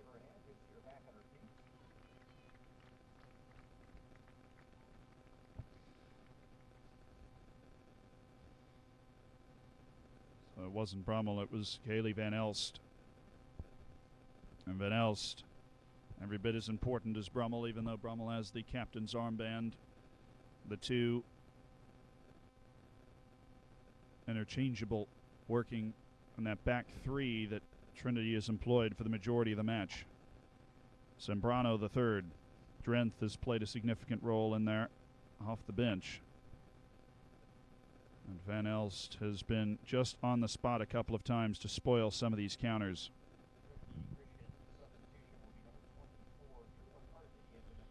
But the sophomore departs. McCarthy has come back to the match, the starting left midfielder, and she might be slipping back to defense with Brummel in the middle and Drenth on the right. That does seem to be the plan. So Murray has come off. This is a defensive substitution for Oklahoma Wesleyan. Given the chance to conference about tactics, Reimer has come in for Murray. Murray an offensive player and Reimer a defensive player. So the Eagles take away one of their key punch throwers up top to try and see out the final 14:33. And that is the back line with McCarthy now the left center back. Brummel's in the middle and Drenth on the right.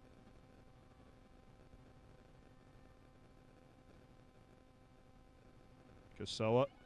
It'll be tough to go up the middle with the numbers that Oklahoma Wesleyan is creating. The Eagles content now, it seems, with the number of goals it's scored. Mishandled by Danielle Uptain Beaver. Fortunate for Oklahoma Wesleyan, she was the first to react. That was hazardous for Uptain. Drenth. Owen had space to turn, couldn't get it right. Johnson stepped in, but Trujillo's won it back.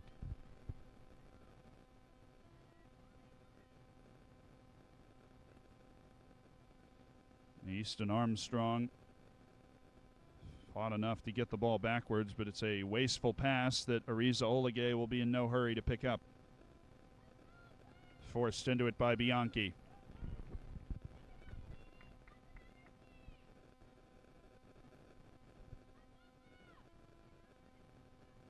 Trujillo's gone off the top of her head. Kasia Kremen, an opportunity to run.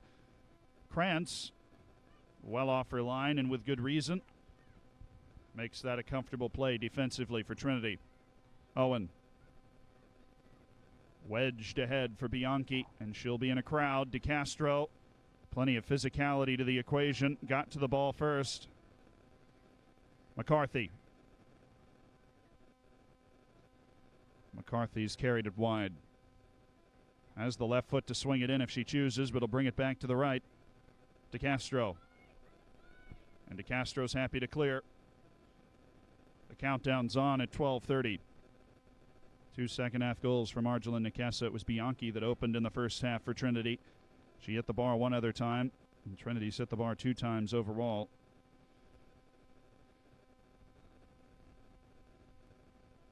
It'd be hard to say who's more deserving of this match. It always boils down to who actually found the back of the net with the clear chances that were presented, and both teams have had plenty of those clear chances. Easton Armstrong a bit too loose. And that was Shea who'd just come in for Armstrong.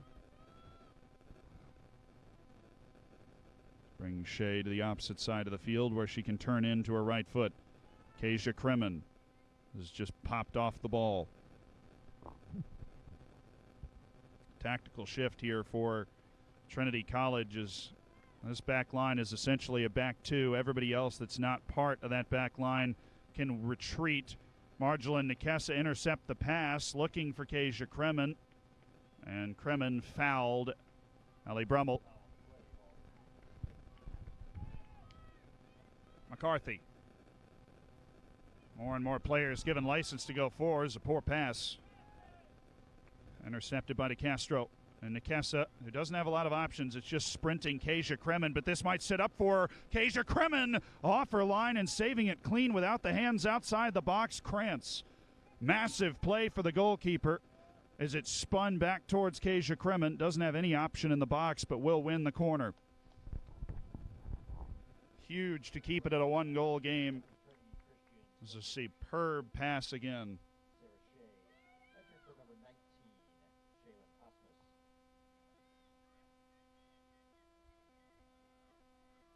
Corner kick upcoming for Oklahoma Wesleyan. Gross will take it, and little numbers put forward. 4 have remained back for Oklahoma Wesleyan. But Marjolin Nikessa, who scored both of her goals off corners, is up there. Krantz trying to come off her line, but it takes a head away to the corner. Gross onto the ball, drags it backwards. Poked into the middle, turned over, but kept moving to Beaver. And Beaver's just going to throw it back towards Nikessa all the way to Krantz.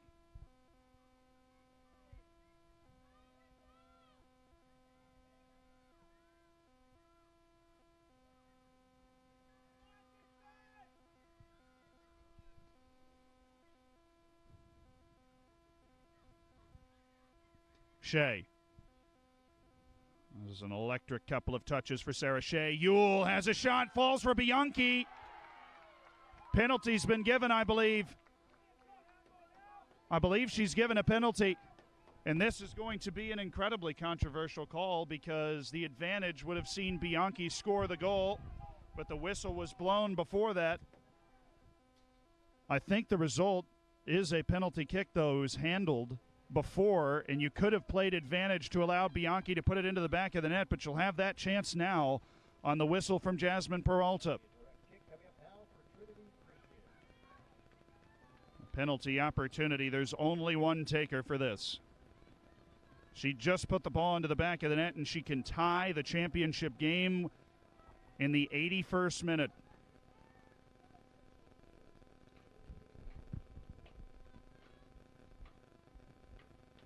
The senior from Elmhurst, Illinois. The penalty was whistled before her shot that went to the back of the net. Taking a sidewinding approach. Ariza Olegay between the pipes. Bianchi, yes! For Trinity Christian College, it is level at 2. And after that whistle came you hoped the penalty would go in because Jasmine Peralta, with hindsight, would have played the advantage to give Bianchi the goal. Threw in a shoulder fake for good measure to throw off Ariza Olegay. And you're not taking a much better penalty than that. The 10th goal of the tournament for Bianchi might force extra time now.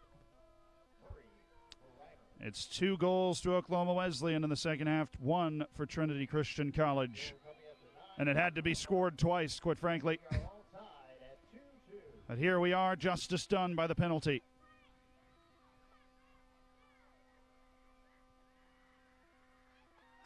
And the energy to the Trolls bench. Is there a late, very dramatic twist? Kremen. Oh, Kasia Kremen's found some space. Brummel in front of her. Kasia Kremen towards the end line. Whistles it across. Krantz responsible. Lily Murray's return to the game, so Oklahoma Wesleyan's attacking trio revamped. Marjolaine Nekesa wide towards Kremens. A solid challenge by McCarthy. Sarah Shea. It's a sharp cutback. Rogers on to Drew McCarthy. Up to Johnson, knocked down. Chloe Johnson. Beaver on back for Kasoa. Who's to the second ball? It's Ruth. Lost the headband in the process. Ruth Kasoa flying ahead. On we play. Players are looking at the referee for a couple of moments. Sarah Shea is in a wide position. Rogers being implored by the bench to play it to Shea, but she's gone for Bianchi. It was a good pass to put Bianchi on the ball. Ewell wanted to go backwards. Lily Murray is checked back defensively. Marjolaine Nekesa searching for Kasia Kremen. You always have to be wary now on the Trinity back line of that ball. McCarthy is forced back to Krantz. DeCastro will bring the pressure. It's come out short. Story stepping ahead. Story has made it a goal kick, which is an opportunity for Oklahoma Wesleyan to push forward. 7:25 left in the second half of the Women's Division I championship game.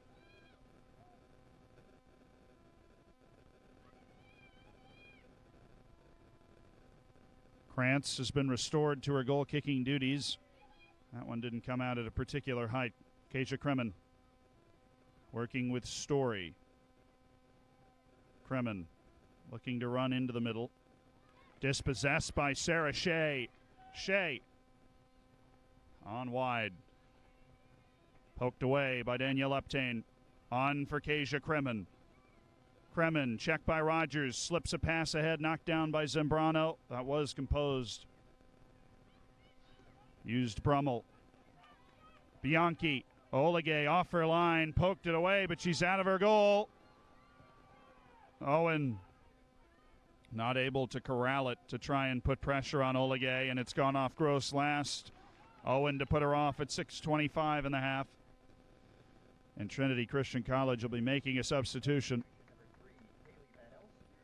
And Van Elst, after the injury, you love to see that, relieve Rogers. Van Elst back next to her battery mates, Sembrano and Brummel, and she'll fit into the middle. Brummel on to the left.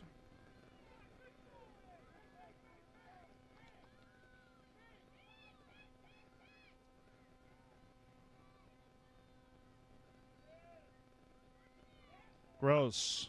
It's not spoilt for choice. Just fired one to the boots of Murray.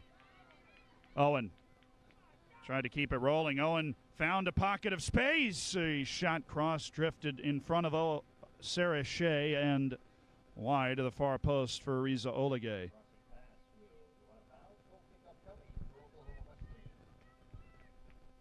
Olegay has been sharp with her sweeper keeping. He's made a couple of huge saves. The opportunities to push, really, both teams have had fantastic looks that did not go in. Olegay brought down by Ewell. Beaver hangs in the air for Ellie Brummel. Fouls come on Story, got Miller.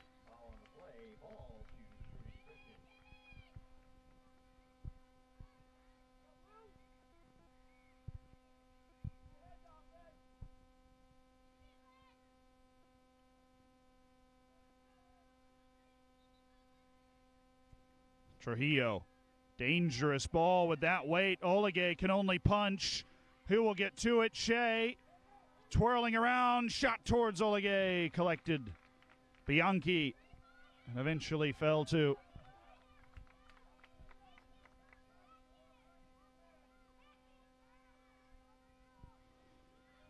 Allowed to bounce before Van Elst gets her first touch since the return. Marjolin Nekesa. Plenty of leg on it for Sembrano to pop it over the top of DeCastro. Trujillo, McCarthy. Owen trying to get herself turned around. Has found a turned Drew McCarthy. Wanted to take Gross on, but Gross has acquitted herself. That was some defensive play, not only to tackle it, but keep it in. Brummel ramps it down. Marjolin Nekesa. Trujillo was ready. McCarthy out of play. Final 3:30. The extra times would be 2 10-minute periods that end on a goal called golden goal. Sudden death, if you will. Beaver given plenty of room. DeCastro up into the face. A series of unfortunate event for DeCastro. Kremen, Nekesa's got a chance to bring it down and tries to flip it over Brummel. She has. Kasia Kremen on her right foot, saved by Krems. Kasia Kremen had a chance to end it right there, and a wicked hop hamstrung Ellie Brummel, and she's making sure she's okay. That just took a hard left turn from our point of view near side of the field and went out for the corner kick, and Oklahoma Wesleyan has scored. Cannot say it enough. Both of its goals from corners in the ensuing aftermath. A third would probably win the championship. Marjolin Nekesa certainly well marked. And then the second ball floated away from Lily Murray. 2 minutes, 20 seconds in the regulation.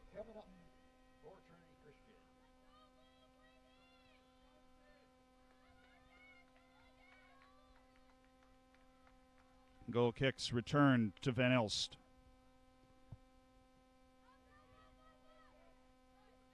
Kept moving by Owen, then Miller, and Bianchi flashes to space. Bianchi.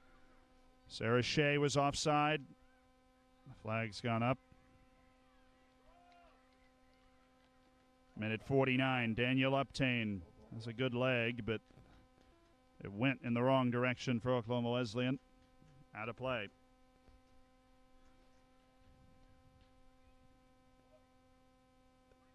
This has an interesting spin on it. It's run the ball right to Chloe Johnson, but passed it to Trujillo. Kasoa. Brought down by Trujillo. Gross.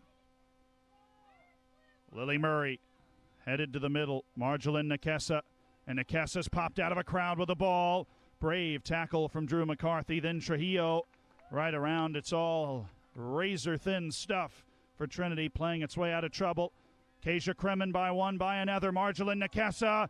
Nekesa fights it to the far side. DeCastro was onside.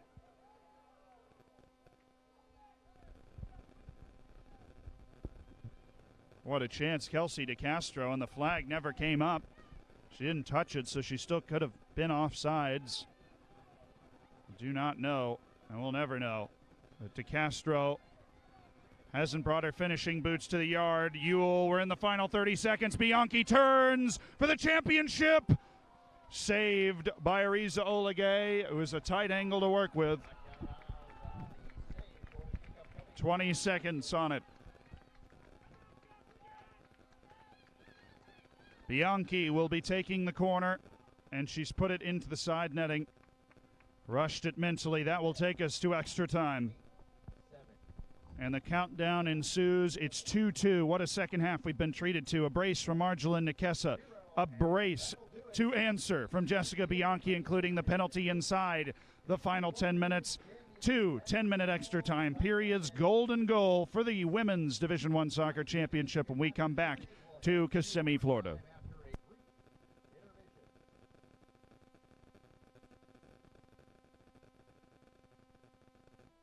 As we get ready for overtime, Oklahoma Wesleyan will control to start the OT period.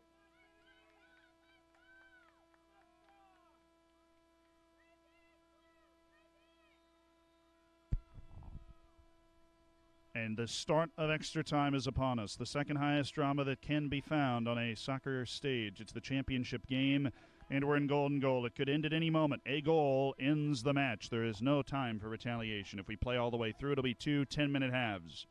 Ewell, wide to Bianchi. Bianchi has McCarthy overlapping. Story has done it out of play. Trinity going right to left on your screen. Oklahoma Wesleyan left to right. Oklahoma Wesleyan turned a 2-goal flip in the second half. It was Trinity's first half with a goal to boot, and Bianchi floated in. Headed away by Kasoa. Ewell. It's crunched, obtained. Kasia Kremen. Kremen on the cutback. And Kremen zipped inside of Trujillo. Kasia Kremen plays a ball wide for Murray, but it will be Krantz onto it first. It was an interesting idea, but too far to run for Lily Murray. Kasia Kremen showing why she's 2 goals off the career record for Oklahoma Wesleyan, but it's impossible for her to get there now. Even if she scores the 1 to win it, she will be 1 goal short, Kasia Kremen. A cruel irony for the forward in her final game, guaranteed. The senior, Lily Murray, cuts it to the right foot. Lily Murray, chance to shoot! Saved by Krantz. 2 strong hands up into the air, and there was far too much space for Lily Murray to have a go. Marjolin Nakesa cuts it back to the left foot. De Castro, ball popping around. Marjolin Nakesa has it fallen to her. Marjolin Nakesa wide. And Oklahoma Wesleyan, after Trinity's initial threat, returning the favor. And Lily Murray had a decent look at the championship on her right foot. Oh, there is drama. Kaylee Van Elst. 18 minutes left to crown a winner from the run of play. Seen 1 draw in this entire tournament in Kissimmee, the men's and the women's, and that was involving Oklahoma Wesleyan against Grace College. A 1 match that's made it through the 20 minutes of extra time without a goal. Or we have seen a few extra time winners in both brackets. It's the first trip to extra time for Trinity. Oklahoma Wesleyan had to play the 20 minutes against Grace College to guarantee its trip to the championship game and see out a draw. Ewell over for Bianchi. Beaver. This is a dangerous game to pass that across the face of Bianchi, but she pulled it off. Kasoa. De Castro lost it for a second. Trujillo got to it. Oh, Miller with some skill. Ewell. Owen through towards Bianchi, but it's Ariza Olegay. First to it again. It's not been a lack of chances, that's for sure. Last-ditch defending, big saves both ways now as Krantz has made a couple of big ones towards the end of regular time, and 1 now in extra time as well. Weighted outside for McCarthy. Spinning ball that might fall for Bianchi. Beaver. It's up the field for Gross. Gross to cut inside on her right foot. Now maybe a chance to run. Flipped it wide to De Castro, and Van Elst will put it into her bench.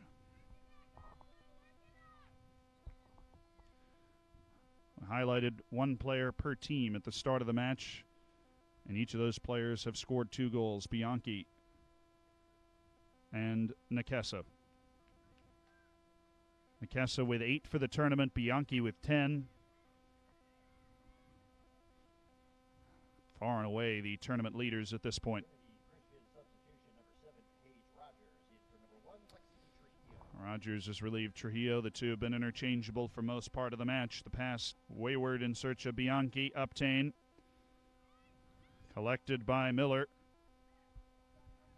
Ewell had Bianchi tucking inside, wanted her on the wing. Kasoa, the legs evidently heavy now. Story has played her way through McCarthy. Obtained just to send it up the field.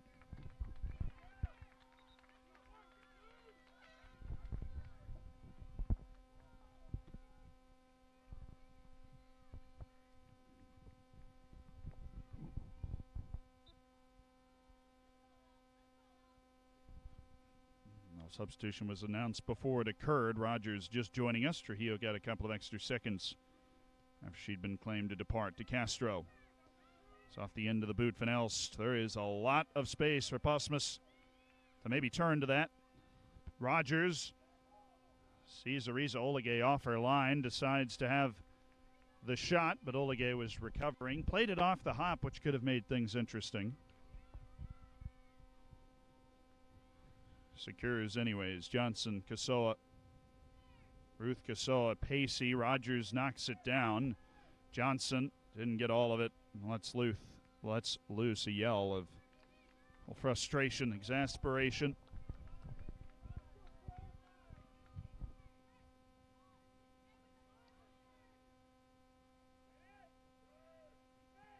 Nakesa. Murray. There is space on this side of the field. Zambrano. It's not much to the clearance, but it's gone off Murray and should be a Trinity throw. Has to be played.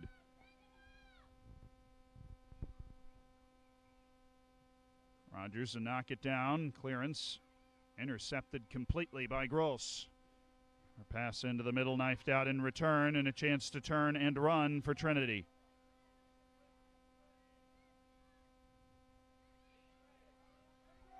Oh, are the legs heavy now? The end of a week-long tournament. Extra time. The championship decided. Story shading into the corner. Drew McCarthy will bring it back to her right foot. McCarthy keeps the move going. Set to her by Brummel. Just pop free to Brummel. Sizing up a ball into the box towards the back post. Postmus. Who did it go off of? Corner. It hit Gross last. No, it's been whistled as a goal kick instead. The flag misleading on the far side for me. 2:55 left in the first half of extra time.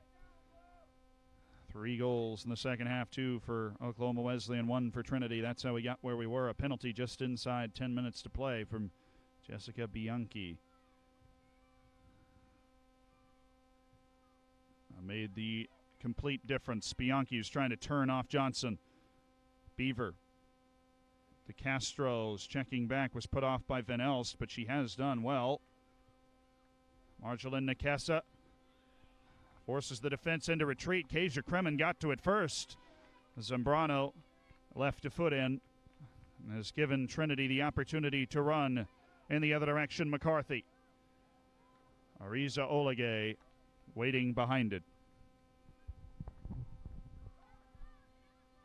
120 seconds. Beaver with a loose touch, sliding in to keep Postmus from getting onto the ball, and then misses Gross. Back into the mixer towards Owen. Miller's asking for it in the middle, but she won't get it. Marjolin Nakesa check back to dispossess. Kasoa. Up into the air. It's skipped off the top of the head of Zambrano. Van Elst was there again, but that a dangerous situation. It was what Lily Murray was waiting for. A loose touch from Paige Rogers. Lily Murray. Excellent tackle from Zambrano. That back three has been great. Bianchi's been fouled by Chloe Johnson. 1:20 left in the first half of extra time. We could have 10 more minutes to play after it.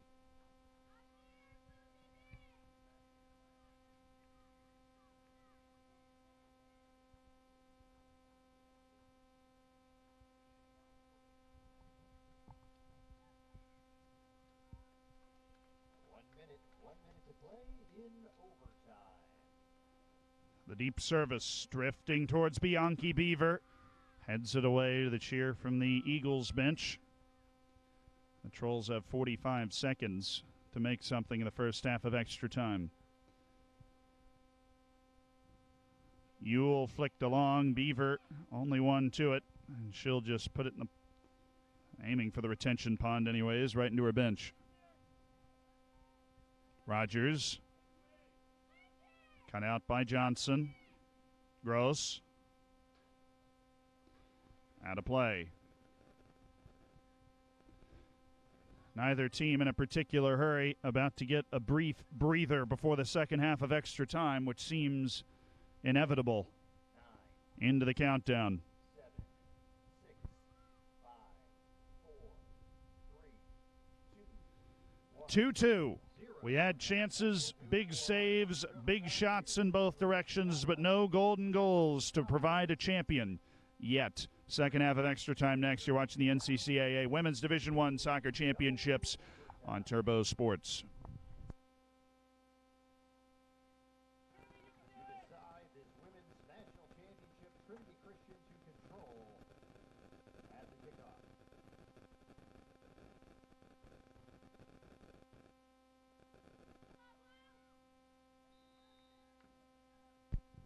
Final 10 minutes from play that we are allowed to try and decide the champion from the run of play. 100 minutes in the books, the 101st in action. We're in golden goal style in the last half of extra time. A goal ends the match, and we had both teams with great chances. Lily Murray, perhaps the best for Oklahoma Wesleyan, was saved by Krantz. On we play. Bianchi with a brace. Nikessa with a brace. The Stars have shown up. The ball striking the keeper in Jasmine Peralta. It's kept possession with Trinity. Johnson cleared ahead. Marjolaine Nikessa with Trujillo, who's just checked in front of her. Story slips away from Rogers, and it's a chance to turn for DeCastro. Flat into the corner, Lily Murray against Zambrano. Murray to it first, put off by Zambrano. A goal kick rightly awarded. Coming now for Trinity Christian.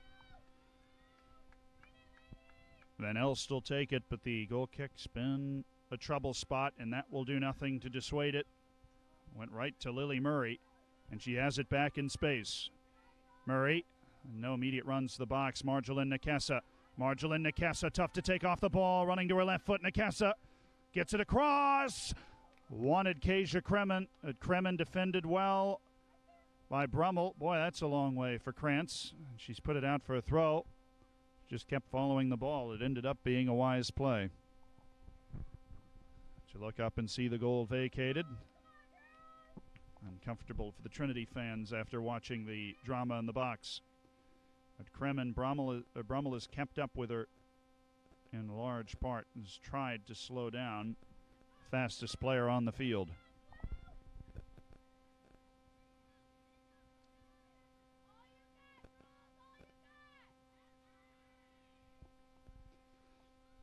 Ball settles again for a second with Nikessa, but Owen was quick to it. Marjolaine Nikessa, interesting ball for Van Elst. It's come down for DeCastro. DeCastro, one swing and a second. Krantz had to save it. Off her line, and a nervy moment indeed for Trinity Christian College. Allison Krantz was smart to come off her line on the first one because DeCastro was first up off the deck and had a pretty clear shot. And Krantz just shut the legs. Owen feels Gross coming from behind her. There's room for Sarah Shea. Run out of the midfield for Rogers, coming diagonal across Ruth Kasoa, but Kasoa is there before Rogers. Down the wing, Lily Murray. And there is a lot of space in retaliation as the legs keep getting heavier. Gross drawing defenders. Gross. So wall pass out to Lily Murray. Lily Murray to her right foot. Has a shot, and Krantz forced into the save. It was on target. And a throw deep in the corner for Trinity Christian College. 6:35 left in extra time for a golden goal to appear. Certainly looks capable of happening. Zambrano wards off DeCastro. Van Elst has changed the level well to Ewell. Bianchi. Jessica Bianchi. It's too heavy. Ruth Kasoa. Beaver Towards the middle and knocked down by Owen for Johnson, but Johnson ran out of ideas. And it's headed into the stands.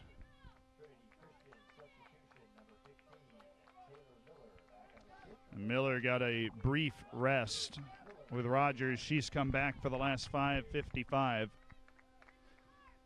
Understand the exhaustion. The coach is trying to manage it, but the match capable of ending at any moment. You want your best players on the field. Beaver. Van Elst sends it back. Shea jumped right around it. Taylor Gross with headband in hand. Had to just pick it up off the ground a few moments ago. Back for Beaver. Sembrano steps in between DeCastro and Murray. Flicked along. Beaver first to it. Wide for Gross. Too far. 5:20 and counting. Ewell. Fatigue. Such a reality. Marjolin Nikessa steps in to take a touch away. Kasia Kremen. Trujillo on her left hip. Kremen. Brummel still in front of her. Kasia Kremen still on the stride, and there's a poor shot at the end of another roaming run.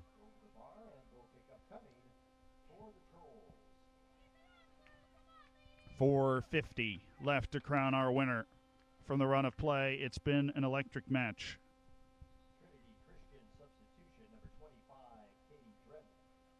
And Drenth will replace Sembrano defensively for the last 4:35. And we've seen Drenth plenty watered into this match.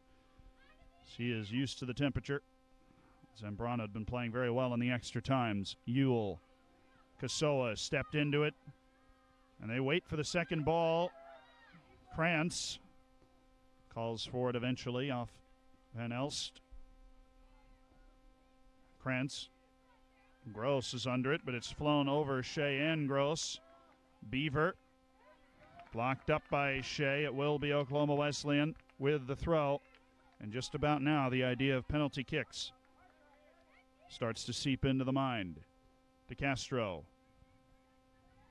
Sarah Shea. A running ball. Kasoa has to get enough contact on this, and she does. It's tough to size it up. Need to get the technique right, or else a couple of trolls are in that situation. Ewell.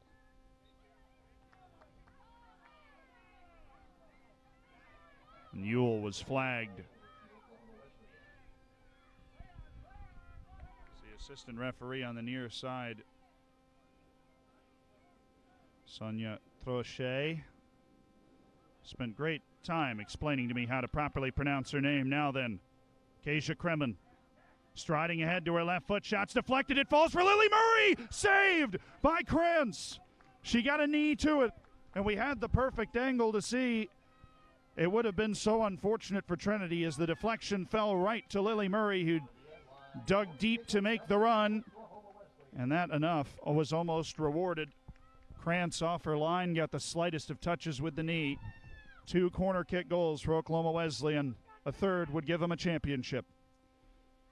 It falls inside the 6. Krantz couldn't find it.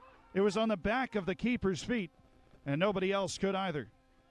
Shoveled clear Uptain. Glancing header to the side. Numbers will be caught ahead for Oklahoma Wesleyan, and they're now recovering quickly. Bianchi and Kasoa are more than familiar at this point. Drenth, DeCastro has played it down. The flag's up for offside. The flag is up for offside. And Lily Murray straying slightly before DeCastro could play her the ball on 2 minutes. Chances in both halves of extra time.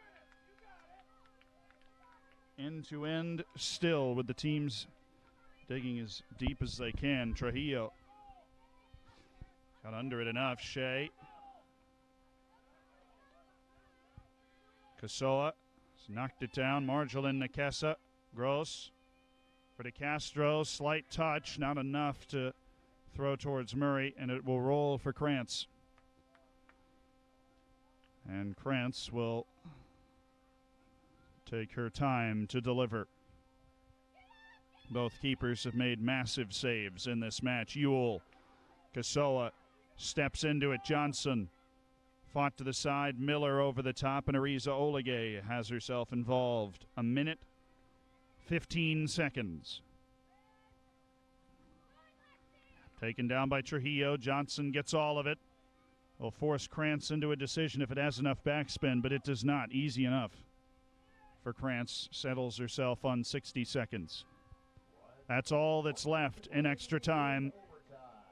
The golden goal has produced plenty of chances, but none of its namesake. There was an opportunity if Bianchi had turned that out to the left wing quickly. Ewell, oh, is there space? Drop back to the right foot across Kasoa.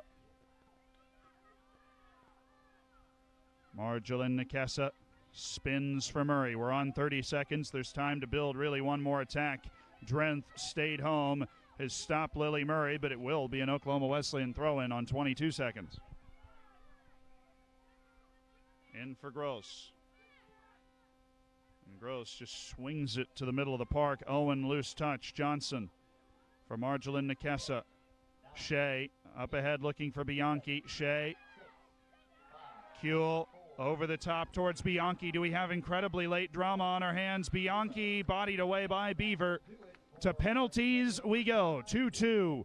The 1 seed Trinity Christian College. The 2 seed Oklahoma Wesleyan Eagles cannot separate themselves in 110 minutes. An injured player down on the field as well. All this to be sorted out and more. We'll be right back. The NCCAA Division I Women's Soccer Championships from Kissimmee, Florida.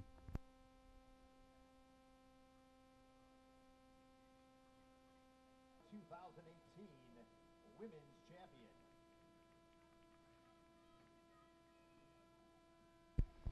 We welcome you back, or back to my internal conversation over this match. It's gone on for 110 in-match minutes, and it will carry on longer. There's a chance for a hero from the goalkeepers. Allison Krantz and Ariza Olegay have both made great saves for Trinity and Oklahoma Wesleyan, respectively, to keep this scoreline as low as it is at 2-2 with the opportunities that have been given.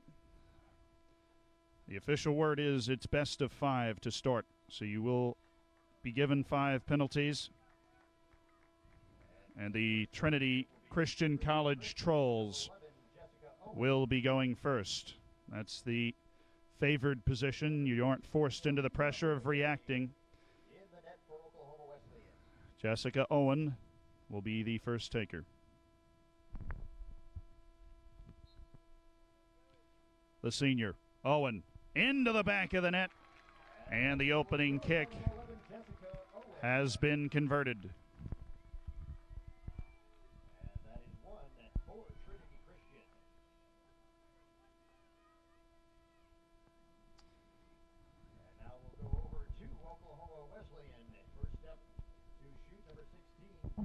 Kayla Beaver will be shooting for Oklahoma Wesleyan. The Eagles, always the most difficult is the walk-up. Krantz prances on the line. Beaver, the captain, into the side netting, and it's 1-1. The nerve has been held. And through the first round, it's 1 penalty apiece.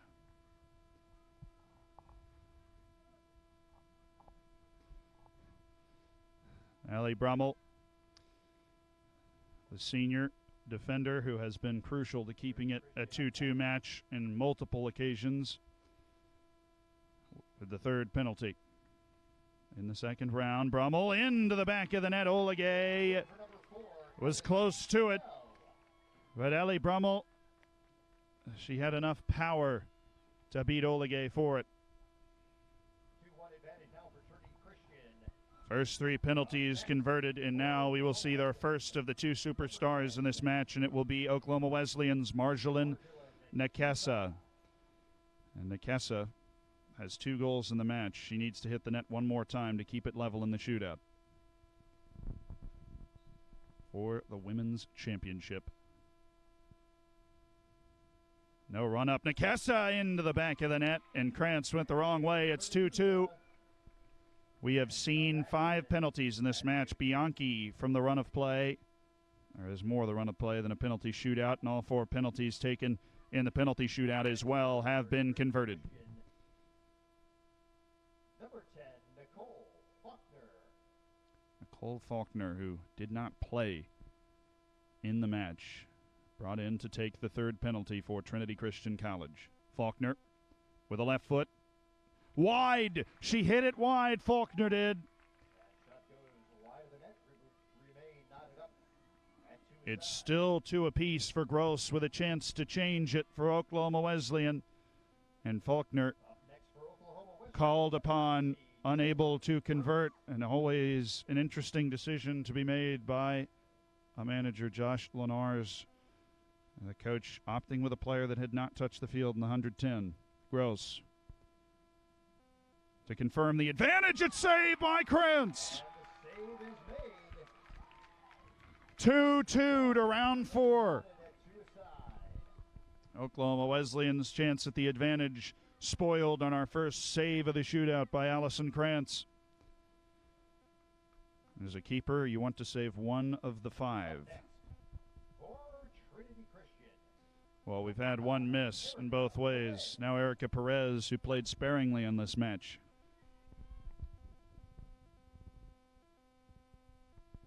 Freshman from Chula Vista, California. We have all eyes to her to start round 4 at 2 apiece. Perez, yes. Tucked into the corner, and it's 3-2. DeCastro, who had quite a few opportunities to change the scoreline during the match, can change the penalty kick. Scoreline now.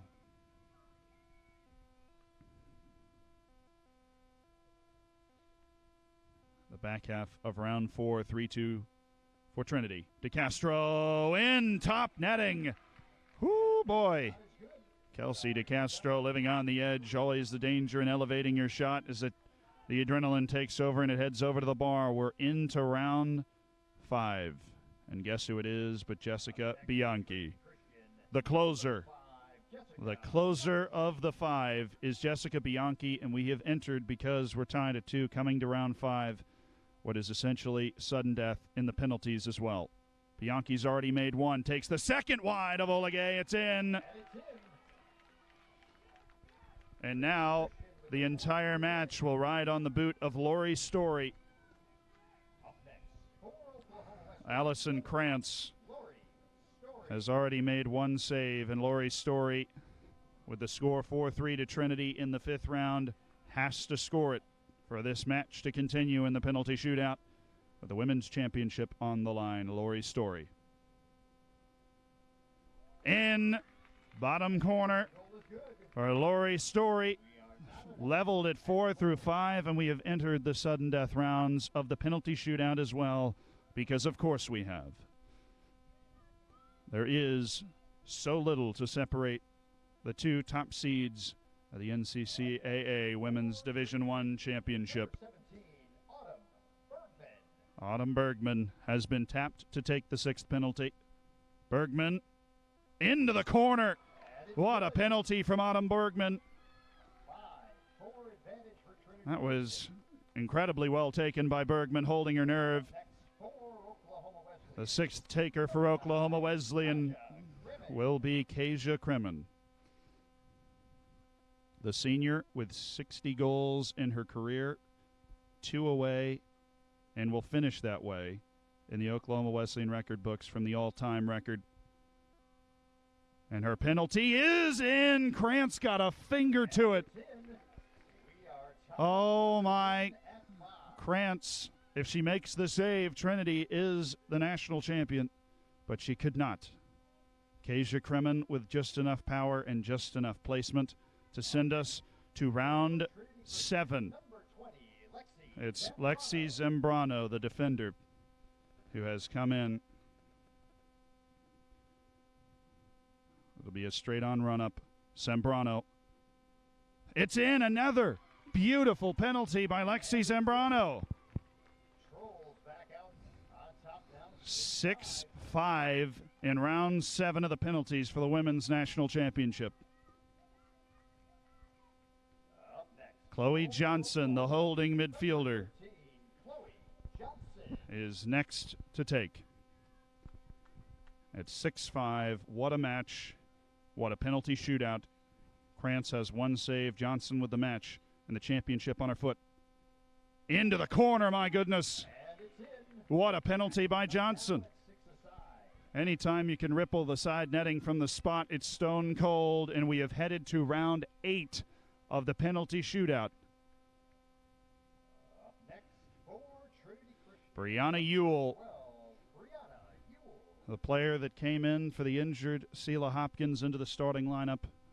Hopkins tearing her hamstring half an hour before the match. Can she deliver? Ewell, yes, she can. It's in. 7-6 in the 8th round, and Ruth Kasoa will now make the long trot. Ewell, Shoot for Oklahoma Wesleyan, number 14, Ruth Kasoa. Coach Josh Lenars had said that Ewell had to deliver if Trinity was going to win. Kasoa will try and send us to round 9, the Kenyan defender. Had checked Bianchi and kept her from far more, what could have been far more than the 2, and it's quite the slow retreat for Ruth Kasoa. Here she is. In! My goodness, what a shot by Kasoa! Krantz guessed right, and guessed right hard, and still couldn't make the save on the perfect placement from Ruth Kasoa. We are in round 9 of the penalties, tied at 7. There's been one miss apiece. They both happened in round 3. And each penalty really has been fantastic outside of those 2. 19, Shaylin Husband. Shaylin Posmus for the Trolls. Posmus into the back of the net. And it's in. It is 8-7, Trinity Christian College. 7. And Danielle Uptain with her captain's armband in tow, the senior For Oklahoma Wesleyan, number 5. from Sparks, Nevada, will try and send us to the unthinkable round 10. Uptain has to convert, but the Eagles have been putting these in all match. Uptain, what a penalty! It's in, back even at 8. To round 10 we go, even at 8 apiece. Uptain converts, and there's hardly been a shot that didn't hit the side netting. The penalty taking has been exquisite, really, from both these teams.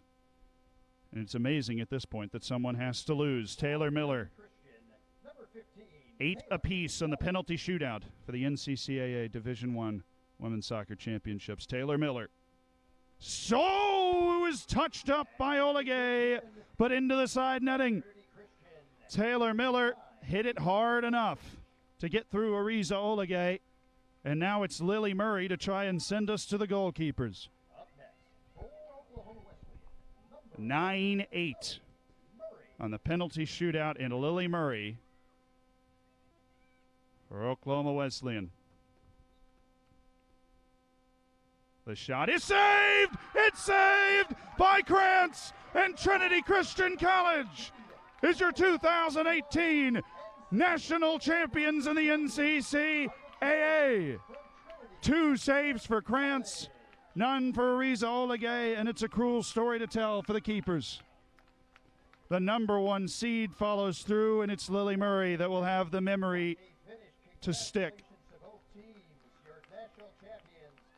There were 3 misses in the whole shootout, and we got through 20 shooters. A truly remarkable match and a remarkable effort from Oklahoma Wesleyan, but it's Trinity Christian College coming back from down 2-1 in the final 10 minutes of regulation that will walk away with the championship trophy. The award ceremony. And that is the end of my talking for the women's tournament, but there will be the trophy presentation. You can stick around for that. Afterwards will be the men's Division I championship coming up. You've been watching, and it's been a pleasure to bring to you the NCCAA Division I Women's Soccer Championships. The champion, Trinity Christian College, and a penalty shootout through round 10. The handshakes will be well deserved here in a moment, and stick around for the trophy presentation afterwards. We'll see you for the men's game from Kissimmee, Florida. An absolutely phenomenal finish to this championship match.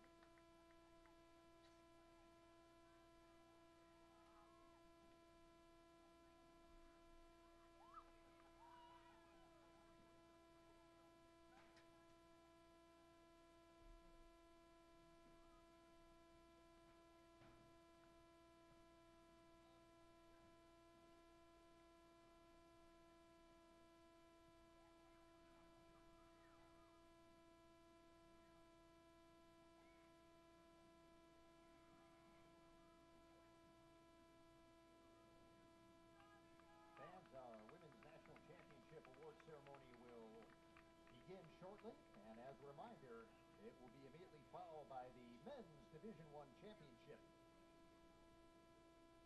featuring Bethel College and Southwestern Christian University.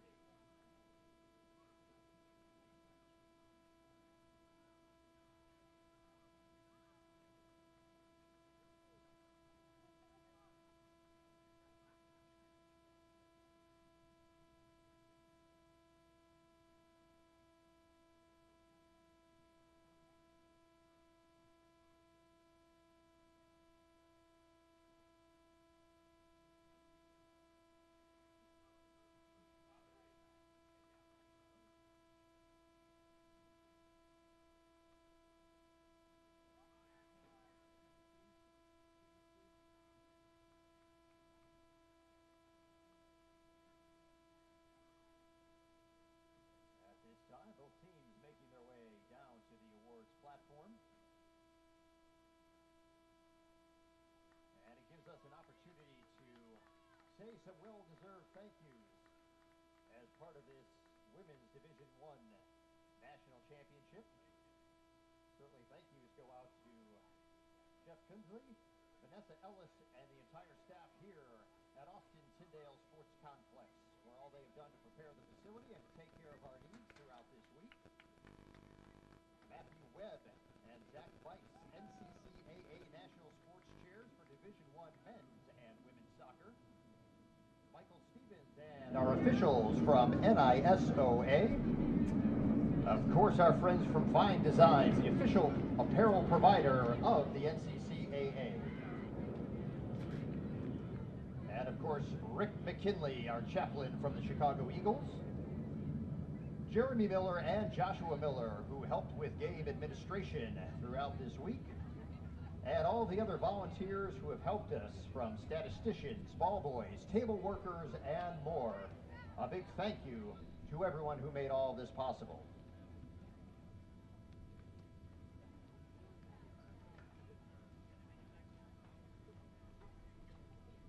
And of course, no thank you would be complete without thanking our participants and their families from the 2018 NCCAA Division I National Women's Soccer Championship.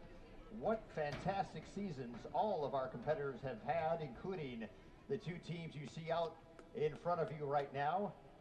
They are all to be commended for just outstanding seasons in this 2018 campaign.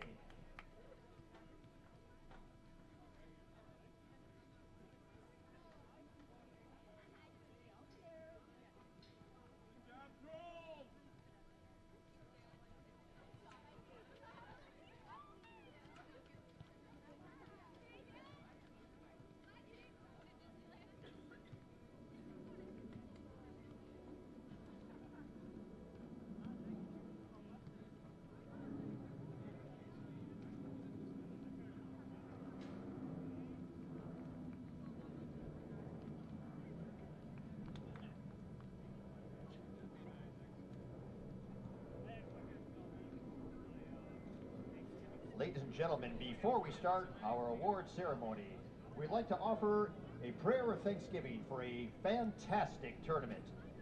Please join us as our tournament chaplain, Rick McKinley, provides the prayer.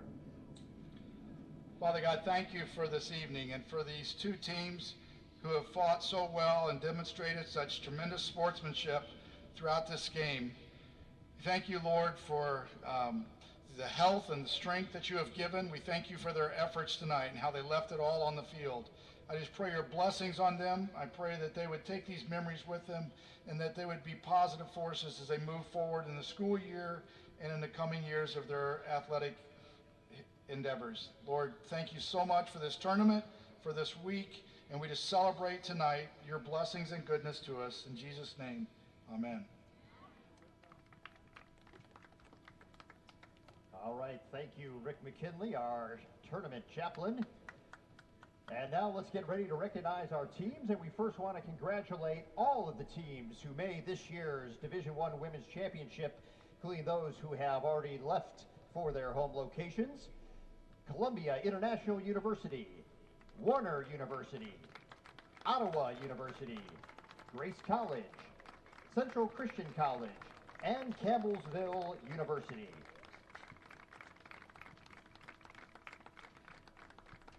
Now for our presentation of the all-tournament team as selected by the coaches.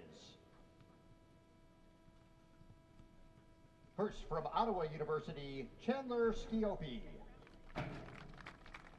From Columbia International University, Sam Wamick. From Grace College, Cassidy Wasson. From Warner University, Christina Clements. From Central Christian College, Deanna Jo Valencia. From Campbellsville University, Melena DeRoger. From Oklahoma Wesleyan University, Marjolin Nikisa. Also from Oklahoma Wesleyan University, Kaja Kremen. And also, finally, from Oklahoma Wesleyan University, Ruth Casso.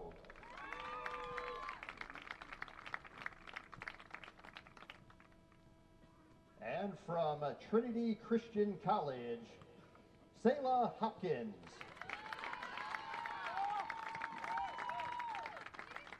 Also from Trinity Christian College, Ellie Brummel. Yeah, she did. Got it. And finally, from Trinity Christian College, also a member of this all-tournament team and the most outstanding player, number 5, Jess Bianchi.